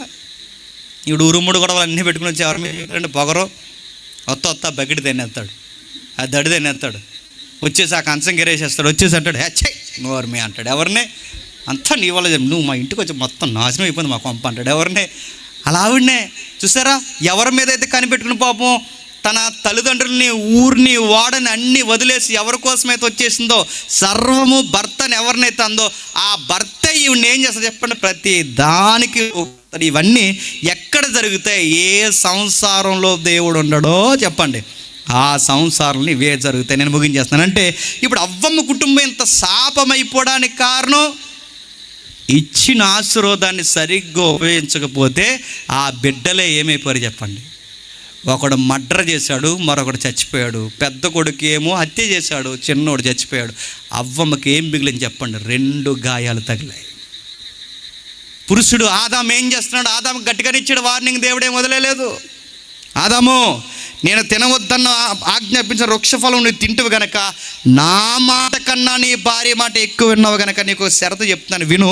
నువ్వు దాటిపోయావు గనక నీకు శాపం వస్తుంది. తినవద్దన్న పండు తిన్నావు గనక చచ్చేంత వరకు నువ్వేం చేస్తావంటే ఈ నేల మీద సేద్యం చేస్తావు. గుప్పడి మెతుకులు సంపాదించడానికి పరిగెడతావు పరిగెడతావు పరిగెడతావు పరిగెడతావు పరిగెడతావు పరిగెడతావు. నీ ముఖానికి చెమట పడుతుంది, నీ దేహానికి చెమట పడుతుంది. గుప్పడి మెతుకులు సంపాదించడానికి, నిన్ను నువ్వు పోషించుకోవడానికి, నీ భార్యను పోషించడానికి, నీ పిల్లలను పోషించడానికి ఎంత దూరం పరిగెట్టాలో ప్రతి మగాడిగా పరిగెడతారు మీరు. ఇంత పరిగెట్టిన తర్వాత మగాలుగా అమ్మయ్య దాసం ఏం సాధించామంటే మనం ఏం సాధించాం? బైబిల్ అంది మట్టే గనక మట్టి అయిపోతావు అంది. ఇంకేం సాధించాం అనుకుంటే మగాడి చివరికి సాధించేది ఏముందంటే అంతా సంపాదించాం అనుకోండి. ఏం సంపాదించాం? భార్య కొరకు సంపాదించాను, పిల్లల కొరకు సంపాదించాను, చివరికి సంపాదించింది కూడా మనకి కలిసి రాదు. మట్టే గనక చెప్పండి మట్టి అయిపోతాం. ఇప్పుడు చెప్పండి, ఆది కుటుంబం ఎంత పతనం అయిపోవడానికి కారణం దేవుడు ఏ దీవెనిచ్చాడో చెప్పండి, ఆ దీవెనే శాపం అయిపోయింది. నేను ముగించేస్తున్నాను. ఈ తల్లిదండ్రులకి దేవుడు బిడ్డనిచ్చాడు, ఎన్నో మేలులు చేశాడు, ఈ కృతజ్ఞత కూడికి పెట్టారు. ఈ కృతజ్ఞత కూడికి ఇంకా వీళ్ళకి మేలుకరంగా ఉండాలంటే ఈ కుటుంబానికి, మీలాంటి వారి అందరికీ నేను చెప్తున్నాను, దేవుడు ముందు కొంచెం ఇస్తాడు. ఆ కొంచెంలో నమ్మకంగా ఉంటే చెప్పండి ఇంకా ఇస్తాడు. దేవుడు బిడ్డలను ఇచ్చాడు, ఆ బిడ్డలను దేవునికి మహిమార్థంగా ఉంటే సరే. అవేం చెప్పకుండా బిడ్డలకి ఏ వాక్యాలు, బిడ్డలకి ఏ దైవికమైన పదాలు, భయభక్తులు, గౌరవ మర్యాద బిడ్డలకి ఏవి నేర్పించకుండా బిడ్డలకి ఎటకారంగా పెంచుతున్నారు అనుకోండి, ఇచ్చిన దేవుడికి చెప్పండి ఈ మాట అనకూడదు, తీసేయడం కూడా తెలుసు. గుర్తుపెట్టుకోండి. నీకు బిడ్డలను ఇచ్చిన దేనికి? చెత్త నేర్పిస్తామని కాదు. నీకు బిడ్డలను ఇచ్చిన దేనికి? మర్యాద, గౌరవం, భయము, భక్తి, దేవుడు, విశ్వాసం ఇవన్నీ నేర్పిస్తాను. దేవుడు ఇస్తావు. నేర్పిస్తున్నారు బిడ్డలకి. తాతని తిట్టరా, తాతని తిట్టు, అమ్మమ్మని తిట్టు, వాళ్ళ అమ్మ అని తిట్టు అన్నారు. తిట్టించి ఇలాంటివే బిడ్డలకు ఎలా నేర్పించాలో కూడా ఏమీ తెలియదు. మన బిడ్డలు ఉంటారు కొంతమంది, మనకి గాపం కూడా తెలియదు, టపక్క మన దూకి ఆ ఇంట్లోకి వెళ్ళి ఆ ఇంట్లోంచి ఏదో తెచ్చేసాడట. అమ్మ చూసిన తిట్టవరి ఏం దొంగ బుద్ధులు మనకి ఎవరికి లేవు, ఇలాంటి దొంగ బుద్ధులు వచ్చాయి, ఏళ్ళు ఎరగకూడదు ఇంకోసారి దొంగతనం చేసావంటే అనాలా అనలేదట. బంగారానికి ఎన్ని తెలివితేటలో అందట. ఇలాంటివి నేర్పించు. దొంగతనం చేస్తే బంగారం, ఎండి, వజ్రం అంటే పెద్ద ఇక్కడ దొంగ అవుతాడు. ముందు నేను తీసిపోతారు. ఎవరికి ఇచ్చారు? మీ అమ్మకి ఇచ్చారంటే రికవరీ నీ దగ్గరే పెడతారు. గుర్తుపెట్టుకో. ఎత్తుగా లోపల వేసేస్తారు. అమ్మని తిట్టరా, తాతయ్యని తిట్టరా. అమ్మ అంటే వీడు తిట్టాడట, అమ్మమ్మని తిట్టాడట, తాతయ్యని తిట్టాడట. ఇంటికి వచ్చిన అలా ఆయన చెప్తున్నాడు, ఏవండి ఇలా రండి ఇదిగో మీకు విషయం చెప్పాలి. ఈరోజు అబ్బాయి ఏం చెప్పాడు తెలుసా? ఏమన్నాడు తెలుసా? వాళ్ళ నానమ్మని తిట్టాడు. ఏమని తిట్టాడు? వాళ్ళ నానమ్మని అంటే మీ అమ్మనే వాళ్ళ అమ్మ అని తిట్టాడు. ఇంకేటని అడగండి సుప్రభాతం నన్ను. వాళ్ళ అమ్మ అని తిట్టాడట. వాళ్ళ అమ్మని తిడితే వీడికి చెప్పినప్పుడు వీడు ఏమనాలండి? మగాడు రే బూతులు మాట్లాడతాం, మూత పగల కొడతాడు, బూతులు మాట్లాడామంటే అనాలా? అల్లదంట. తిడతాడాడు, పులి బిడ్డ అన్నాడట. ఏ బిడ్డ? ఆడో పెద్ద పులి, ఈడో చిన్న పులి. మృగాలు పుట్టే ఇంట్లో, మృగాలు తిరుగుతున్నాయి మన ఇంట్లోని. బుదురు మాట మూతి మీద కొడతానంట పోయి ఆడు పులిబిడ్డ, ఈవిడేమో దొంగతనం చేస్తే వజ్రాలు అంటుంది. ఇవి ఇలాంటి పెంచితే పిల్లల్ని దేవుడు ఉంచాలనుకుంటాడండి? సమాజానికి సీడపురులు తయారైతే దేవుడు ఉంచుతాడా? చాలామంది మీరు చూస్తున్నారు లేదో, నేను ఈ మాట అనకూడదు, అర్ధాంతరంగా ఎగిరిపోతున్నారు చేసే తుంటర పనులను బట్టి. యవనస్తులు మీరు చూస్తున్నారు లేదో, ఈ రీల్స్ వచ్చిన తర్వాత ఎలా ఎగిరిపోతున్నారు చూడండి. ట్రైన్లో నిలబడి కుదురుగా ప్రయాణం చేయాలంటే ట్రైన్ కిటికీ పట్టుకుని వెళ్ళాడట, చంప ఎగిరిపోయింది. చూసారు లేదో, రీల్స్ చేశారట. బైక్ తినంగా తోలరంటే ఎలా తోలుతాంటే ఎండిపో సిరిగిపోయి కూర్చుంటే బాత్రూమ్ కూడా ఎలా గుర్తుపెట్టుకో. ఎలా పడితే అలా తోలుతాడు. ఎలా తోలుతావు? నేను ఇచ్చింది మాన్యువల్ దేనికి ఇచ్చాడు? ఫ్రంట్ వీల్ లేపుతావని ఇచ్చాడా? దేవుడు దీవించి కొన్ని ఇస్తాడు. చాలామందికి బైక్స్ లేవు, నీకు బైక్ అనే ఇచ్చాడు, గుర్తుపెట్టుకో. ఏమైనా ఇష్టానుసారంగా పెరగడానికి కారణం ఏంటి తెలుసా? తల్లిదండ్రులకి దేవుడు బహుమానాలకు ఇస్తే ఆ బహుమానాలు సరిగ్గా పెంచకపోతే దేవుడు చూస్తూ ఊరుకుంటాడా? ఎక్కడ మొట్టుకెళ్ళి అక్కడ మొట్టుకెళ్ళేస్తాడు, మొత్తం కూర్చుంటారు. దేవుడికి ఇవ్వడమో తెలుసు, చెప్పండి, దేవుడికి తీసుకోవడం తెలుసు. నేను ముగించేస్తున్నాను. 3 కేసులు జ్ఞాపకం చేసుకోండి. సౌలైన నిన్ను ఎందుకు రాజుని చేశానంటే, ఇంకెవ్వడు రాజు అవ్వకూడదు, నేనే రాజు ఉండాలి, మా కొడుకులే రాజు ఉండాలి, అందరిని మేము పరిపాలించాలి, మాకు అందరూ దాసులా ఉండాలి, మేమే పరిపాలించాలని సౌలు అనుకుంటాడని దేవుడు సౌలుని రాజుని చేశాడా? నువ్వు బాగుండాలి, అన్ని కుటుంబాలు బాగుండాలని నీకు అధికారం ఇస్తే, అదే అధికారంతో మంచోళ్ళు నువ్వు పరిగెట్టిస్తున్నావంటే ఆ దీవెనే నీకు సౌలు శాపమైపోయింది. సంసోనుగా నీకు బలం ఎందుకు ఇచ్చాడంటే ఇలాంటి లవ్ స్టోరీలో ఉంటావని కాదు, ఫిలిస్తీన్లకు అడ్డు నిలబడి ఇశ్రాయేలుకి రక్షకుడిగా ఉంటావని, క్రీస్తుకు ముంగుర్తుగా వెలిగే నీతి సూర్యుడికి ముంగుర్తుగా సూర్యుడిగా నువ్వు ఉంటావని నిన్ను నేను నిలబెడితే నువ్వేం చేస్తున్నావు? ఆడపిల్లలతో లవ్ స్టోరీలు ఉంటే ఏమవుతావు? ఎఫెక్ట్ అయిపోయాడు సంసోన్ గారు, కళ్ళు 2 పీకించేసుకున్నాడు. నీకు సంద ఇచ్చింది ఎందుకు? జోదాలు తిరిగే నేను, రోడ్ల మీద తిరిగే నిన్ను, రకరకాల పనులు చేసే నిన్ను అపోస్తలు చేసి సువార్తకుడిని చేస్తే సందాయే తినేస్తావా? ఇప్పుడు ఈ దీవెన నీకేమైంది? ఉరుతాడే కూర్చుంది. అంటే దేవుడు మనకు అన్నీ ఇస్తాడు, నీకు ఇల్లు ఇస్తాడు. ఆ ఇల్లు ఇచ్చినప్పుడు, ఇల్లు చూసినప్పుడల్లా దేవుడు స్తుతించు, ఇల్లుని బట్టి దేవుడిని మహిమపరచు. అంతేగాని ఆ ఇంట్లో సరిగ్గా కూర్చుని టీవీ ఒకటి ఆన్ చేసుకుని సైరు మీద చైర్ వేసుకుని ఆ పైన ఎదరగా కుర్చీ వేసి ఆ కుర్చీలో కాళ్ళెట్టి నువ్వు ప్రేయరు, నీ జీవితం ఏమీ లేకుండా, ఒక ప్రార్థన ఏమీ లేకుండా మొత్తానికి టీవీలో చెత్త అంతా చూస్తూ థమ్సప్లో ఏదో కలిపి ఆ ఇంట్లో కులిగితే నిన్నేం చేస్తాడు? ఇల్లు గొల్ల చేస్తాడు, గుర్తెట్టుకో. నీకు ఇల్లు ఇచ్చింది దేనికి? తందనాలు అర్థం ఇచ్చాడు ఇల్లు నీకు. రకరకాల పిచ్చి పనులు చేస్తాడు ఇచ్చాడా? అదే ఇంట్లో ఎల్లకీళ్ళ దొల్లి నీకు దేవుడు అనే ఒక భక్తి లేదా నీకు? నీకు దేవుడు ఇల్లు ఇచ్చాడు, ఎందుకు మర్చిపోతున్నావు?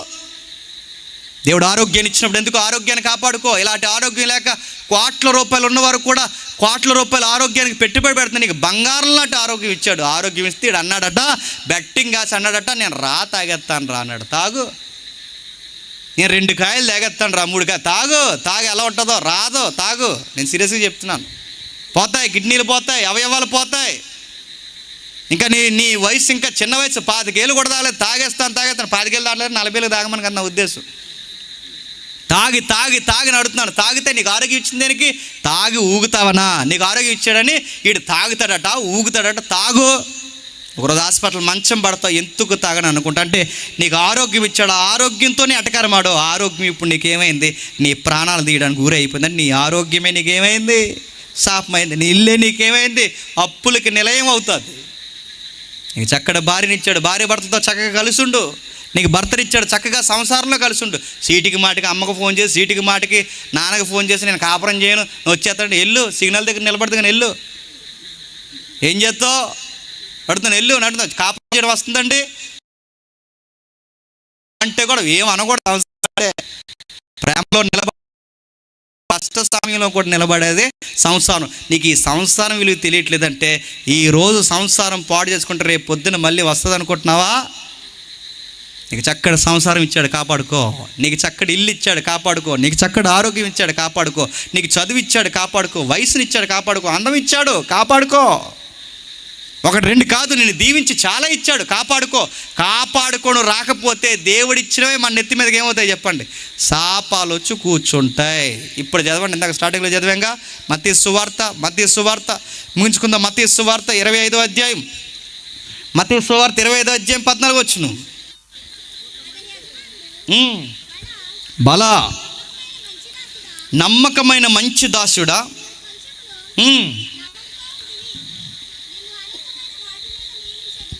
ఆగుదాం ముగించేద్దాం. ఒకనికి 5, ఒకనికి 2, ఒకనికి 1. అంటే మన దేవుడు ఎలా అంటాడు? 5కి 5 చేస్తే ఏం చేశాడండి? ఇంకా తీసుకున్నాడు. 2కి 2 చేస్తే ఏమై అన్నాడండి? ఇంకా తీసుకున్నాడు. ఉన్నదాన్ని సరిగ్గా ఉపయోగించకపోతే ఏమన్నాడు అన్నాడు? ఆయన ఏమన్నాడు? ఉన్నదాన్ని ఒకటి కూడా ఉపయోగించకపోతే ఏమన్నాడు? ముందు ఈయన తీసుకెళ్ళి ఎలిపడి సెకట్లో నరికేయండి అన్నాడు వాడిని. అంటే మన దేవుడికి ఏం తెలుసు? ఇవ్వడం తెలుసు. నీకు ఇచ్చినవి నువ్వు అంటే ఇంకా ఇస్తాడు. నువ్వు కాపాడుకునే కొలిది నమ్మకంగా ఉండాలి. అంతేగాని ఇచ్చే కొలిది కళ్ళు నెత్తికెక్కువైపోయి సోమర్తనం నేర్చుకున్నాం అనుకోండి, ఉన్నవి కూడా చెప్పండి తీసేస్తాడు. అది పరిచర్య అయినా, అది ఉద్యోగమైనా, అది సంపద అయినా, అది బిడ్డలైనా, అది సంసారమైనా, ఆరోగ్యమైన ఏదైనా నువ్వు అడిగే కొలది ఇస్తాడు. నిలబెట్టుకునే కొలది ఇంకా ఇస్తాడు.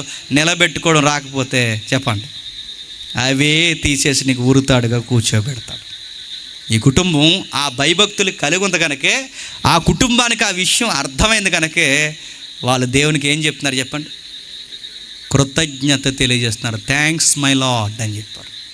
ఇప్పుడు అడుగుతున్నాను, కృతజ్ఞత చెప్పడం అంటే టీ ఇచ్చి మిచ్చిరిచ్చి పంపించేమని కాదు. కృతజ్ఞత గుడికి అంటే, కృతజ్ఞత అంటే మన జీవితంలో ఏం జరిగినా ఎవరికి సాక్ష్యంగా ఉండాలి చెప్పండి దేవునికి. దేవా నాకు బిడ్డలను ఇచ్చావు, ఇదే బిడ్డలు లేక చాలామంది ఏడుస్తున్నారు ప్రభా. నా బిడ్డలను చూసినప్పుడల్లా నేను స్తుతిస్తాను ప్రభా. నా బిడ్డలు నీకు సాక్షిగా ఉంటారు, నేను నీ సాక్షిగా ఉంటాను. ఇది అకౌంటబిలిటీ అంటే. నా ఉద్యోగం నెలసరి అయ్యేసరికి నెలకి జీతం ఇస్తున్నా ప్రభా. ఆ జీతాలతో నా జీతాలతో సరదాలకు వెళ్ళను. ఆ జీతంతో నా కుటుంబాన్ని పోషించుకుంటాను. మిగిలినది నీ పరిచర్యకి ఉపయోగకరంగా మారుస్తాను. అకౌంటబిలిటీ ఉంటాను ప్రభా. ఇది కదా దేవుని చేత దేవుని పొందడం అంటే. ఇది కదా కృతజ్ఞత తెలియచేయడం అంటే. నా యవ్వనాన్ని ఇచ్చావు. చాలామంది యవ్వనంలోనే రకరకాల రోగాలతో ఏడుస్తున్నారు ప్రభా. చదువుకుంటాను, స్థితిగతులు ఇచ్చావు.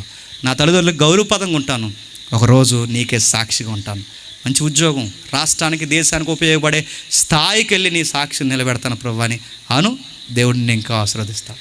లేదు ఫేస్బుక్ చూస్తాను, టిక్టాకులతో ఉంటాను, రీల్స్ చేస్తానంటే గేదెలు మేపుకుంటావు, రెడీగా ఉండు. దేనికి పనికిరావు. ఏ ఉద్యోగం నీకు ఏ టాలెంట్ రాదు. రేపు పొద్దున ఫోటో తీసుకుని లైక్ చేయండి, చెప్పండి, షేర్ చేయండి, కామెంట్ మర్చిపోకుండా చెబుతావు అంతే. ఇంకంతే, దానికి ఉపయోగపడతాయి. ఇంకా దేనికి ఇప్పుడు ఫోటో స్టూడియోలు కూడా ఎక్కువైపోయినాయి. బాగున్నాడు. ఒకప్పుడు స్టూడియోలు ఉండేవి, ఇప్పుడు అందరూ ఫోటో మ్యాన్లే. ఒకప్పుడు ఎదురుగా నిలబడి కొంచెం ఇలా దగ్గర కొంచెం నవ్వండి అనేవారు. ఇప్పుడు అలా కాదు. ఎవడ గోల ఆడితే చెప్పండి, ఈ నవ్వెత్తే చాలు, పక్కన ఉంగున్నాడా కూర్చున్నాడు కదా, ఈ నొక్కేసుకుంటాడు అంతే. సెల్ఫీ యుగంలో బతుకుతున్నాం, గుర్తుపెట్టుకోండి. సెల్ఫ్ మన జీవితాన్ని నడిపించదు. దేవుడు గుర్తుపెట్టుకో. నీ జీవితం ఎదగాలన్నా ఆయన చేతుల్లో ఉంది, నీ జీవితం పాడైపోవాలన్నా ఆయన చేతుల్లో ఉంది. దేవుడు నీకు ఆశీర్వాదం ఇచ్చాడు. అలాగే సరిగ్గా ఉండకపోతే దాని వెనకాలే శాపం కూడా ఇచ్చాడు. దేవుడు ఎవ్వరూ పాడైపోవాలని కోరుకోడు, అందరూ బాగుండాలి. కాకపోతే ఇచ్చినవి నిలబెట్టుకోవడం రాకే చెప్పండి మనల్ని మనం పాడు చేసుకుంటాం. ఎంత చేసినా మనకి చేతన అవ్వట్లేదని, బతకడం రావట్లేదని, మనకి నిలబడడం రావట్లేదని, మాదిరిగా ఎలా బతకాలో మనకు చూపించడానికి తన ప్రియ కుమారుడైన యేసుక్రీస్తునే ఇలాలోనికి మన కొరకు పంపించాడు. లోబడ్డం అంటే ఏంటో ఆయన చూడు, చిత్తం నెరవేర్చడం అంటే ఏంటో ఆయన చూడు, బాధ్యతగా ఉండడం అంటే ఏంటో నజరేయుడైన యేసుని చూడు. ఆయన చూడు. ఆయన గురించి ఎక్కడ చెప్తారు? రచ్చబండలో చెప్పరు. ఆయన గురించి ఎక్కడ చెప్తారు? అరుగుల మీద నీ ఫ్రెండ్స్ చెప్పరు. ఎక్కడ చెప్తారు? ఎవ్రీ సండే చర్చిలో పాస్టర్ గారు చెప్తారు. అక్కడికి పో, నేర్చుకో. తల్లిదండ్రులతో ఎలా ఉండాలో నేర్చుకో, భార్యతో ఎలా ఉండాలో నేర్చుకో, భర్తతో ఎలా ఉండాలో నేర్చుకో, ఉద్యోగంలో ఎలా నమ్మకంగా ఉండాలో నేర్చుకో. అక్కడ పాస్టర్ గారు నిలబడి ప్రతి వారము ప్రభు అయిన యేసుక్రీస్తు వారి కొరకు మాట్లాడతాడు. ఆయన గురించి నువ్వు ఎంత బాగా నేర్చుకుంటే నీకు ఎంత లోబడిన బతకాలో నీకు అర్థమవుతుంది. అందుకే ఎక్కడికి వెళ్ళినా వెళ్ళకపోయినా ప్రతి ఆదివారం నువ్వు ఎక్కడికి వెళ్ళాలి చెప్పు? చర్చికి పో, బిడ్డలు తీసుకుని పో, భార్య భర్తలుగా వెళ్ళిపోండి, చర్చిలో ఉండండి. వారం అంతా కాపాడవు ప్రభా. మా ఉద్యోగాల్లో, మా ఆరోగ్యాల్లో, మా బిడ్డల కళ్ళ ముందు ఉన్నారు, నా భార్య కళ్ళ ముందు ఉందని దేవుని వారం అంతా కాపాడిన దేవుని స్తుతించు. 4 మాటలు నేర్చుకో. మళ్ళీ ఆ వారం అంతా బ్రతుకు. దేవుడిని ఎడల రెక్కల చాటున కాపాడబడు. దేవుడు నీకు ఎన్నో మేలుకరమైన కార్యాలు చేస్తాడు. ఇలాంటి కృతజ్ఞత కొడుకులు 1-2 కాదు, లెక్కలేరని కృతజ్ఞత కొడుకులు పడతాయి. ఎందుకంటే నీకు సమస్తము సమకూర్చి జరిగిస్తాడు, మేలుకరమైన బిడ్డలుగా ఆశీర్వదిస్తాడు. ఇదే దేవుడు మనకు తెలియజేస్తున్న నిజమైన కృతజ్ఞత వాక్యం. దేవుడు మిమ్మల్ని దీవించునుగాక. ప్రార్థన చేసుకుందాం. ప్రేమగల తండ్రి, కృపగల దేవ తండ్రి, అనేక ప్రాంతాల్లో ఈ విలువైన మాటలు తండ్రి అవసరం తండ్రి. కృతజ్ఞత అనగానే తండ్రి కలిగిన దాంట్లో ఒక 10, 20 ఇచ్చి అయిపోయింది అనుకోవడమే కృతజ్ఞత అనుకుంటున్నారు దేవా. అది కాదు తండ్రి, మీకు జవాబుదారిగా ఉండడమే, ఎప్పటికప్పుడు మీ లెక్కకు మేము సరిపోవడమే, మీరు ఇచ్చినవి తండ్రి మేము కాపాడుకోవడమే కృతజ్ఞత కలిగి జీవించడం తండ్రి. నాకు బిడ్డలను ఇచ్చారా, ఆ బిడ్డలు లోకం కొరకు కాదు, మా కొరకు కాదు తండ్రి, మీ కొరకు. మా సంసారం తండ్రి మీకు సాక్ష్యంగా ఉండడానికి, మా ఉద్యోగాలు తండ్రి మీకు మహిమార్థంగా ఉండడానికి, మా జీతభత్యాలు తండ్రి మిమ్మల్ని మహిమపరచడానికే, మా కంచంలో పెట్టుకున్న అన్నమును బట్టి కూడా మీకు స్తుతులు ఆరోపించడానికే తండ్రి. 1 కాదు 2 కాదు తండ్రి, మా జీవితం మొత్తంలో మీరే కేంద్రీకృతమై ఉన్నారు తండ్రి. మీకు ఇవ్వడమూ తెలుసు తండ్రి, ఇచ్చిన తర్వాత నిలబెట్టుకోవడం మాకు చేత కాకపోతే తీసేసుకోవడం కూడా తెలుసు తండ్రి. ఏది జరిగినా మమ్మల్ని బాగు చేయడానికి మీరు నడిపిస్తారు తండ్రి. విన్న మాటలను బట్టి అనేకులను తండ్రి మెలకువలోనికి తీసుకురండి, సత్యంలో వారిని బలపరచండి, సంఘానికి నడిపించండి. స్థానిక సంఘాల్లో ప్రతి వారము తండ్రి భయభక్తులతో వారి కుటుంబాలతో కట్టండి తండ్రి. ఇక్కడ పాటలు పాడిన గాయకుల్ని, సంగీతకారుల్ని, ఈ కుటుంబాన్ని, బిడ్డని, సేవకుల్ని నడిపిస్తున్న అధ్యక్షుల వారిని, మమ్మల్ని ప్రేమించి వచ్చిన తండ్రి అనేక మంది తండ్రి ప్రజలను అందరినీ తండ్రి మీరు ఆశీర్వదించండి. మాకు తెలియకుండా తండ్రి ఎవరైనా తండ్రి మా మీద చెడ్డ మాటలు మాట్లాడి, మా మీద తండ్రి కాని మాటలని మమ్మల్ని శత్రులుగా భావిస్తే వారిని క్షమించండి. ఈ మాటల ద్వారా వారిలో తండ్రి ఆశీర్వాదాలు కుమ్మరించి తండ్రి వారికి మరింత మారుమనసును కలగజేస్తారని కోరుతూ మా శత్రువులను, మా మిత్రులను, ముఖ్యంగా ఈ కుటుంబాన్ని, వారి ఆత్మీయ జీవితాన్ని, భౌతిక జీవితాన్ని మీ చేతులుగా అప్పగిస్తూ క్రీస్తు నామమున ఈ ప్రార్థన సమర్పిస్తున్నాం తండ్రి. Amen, amen, amen. సెలవు.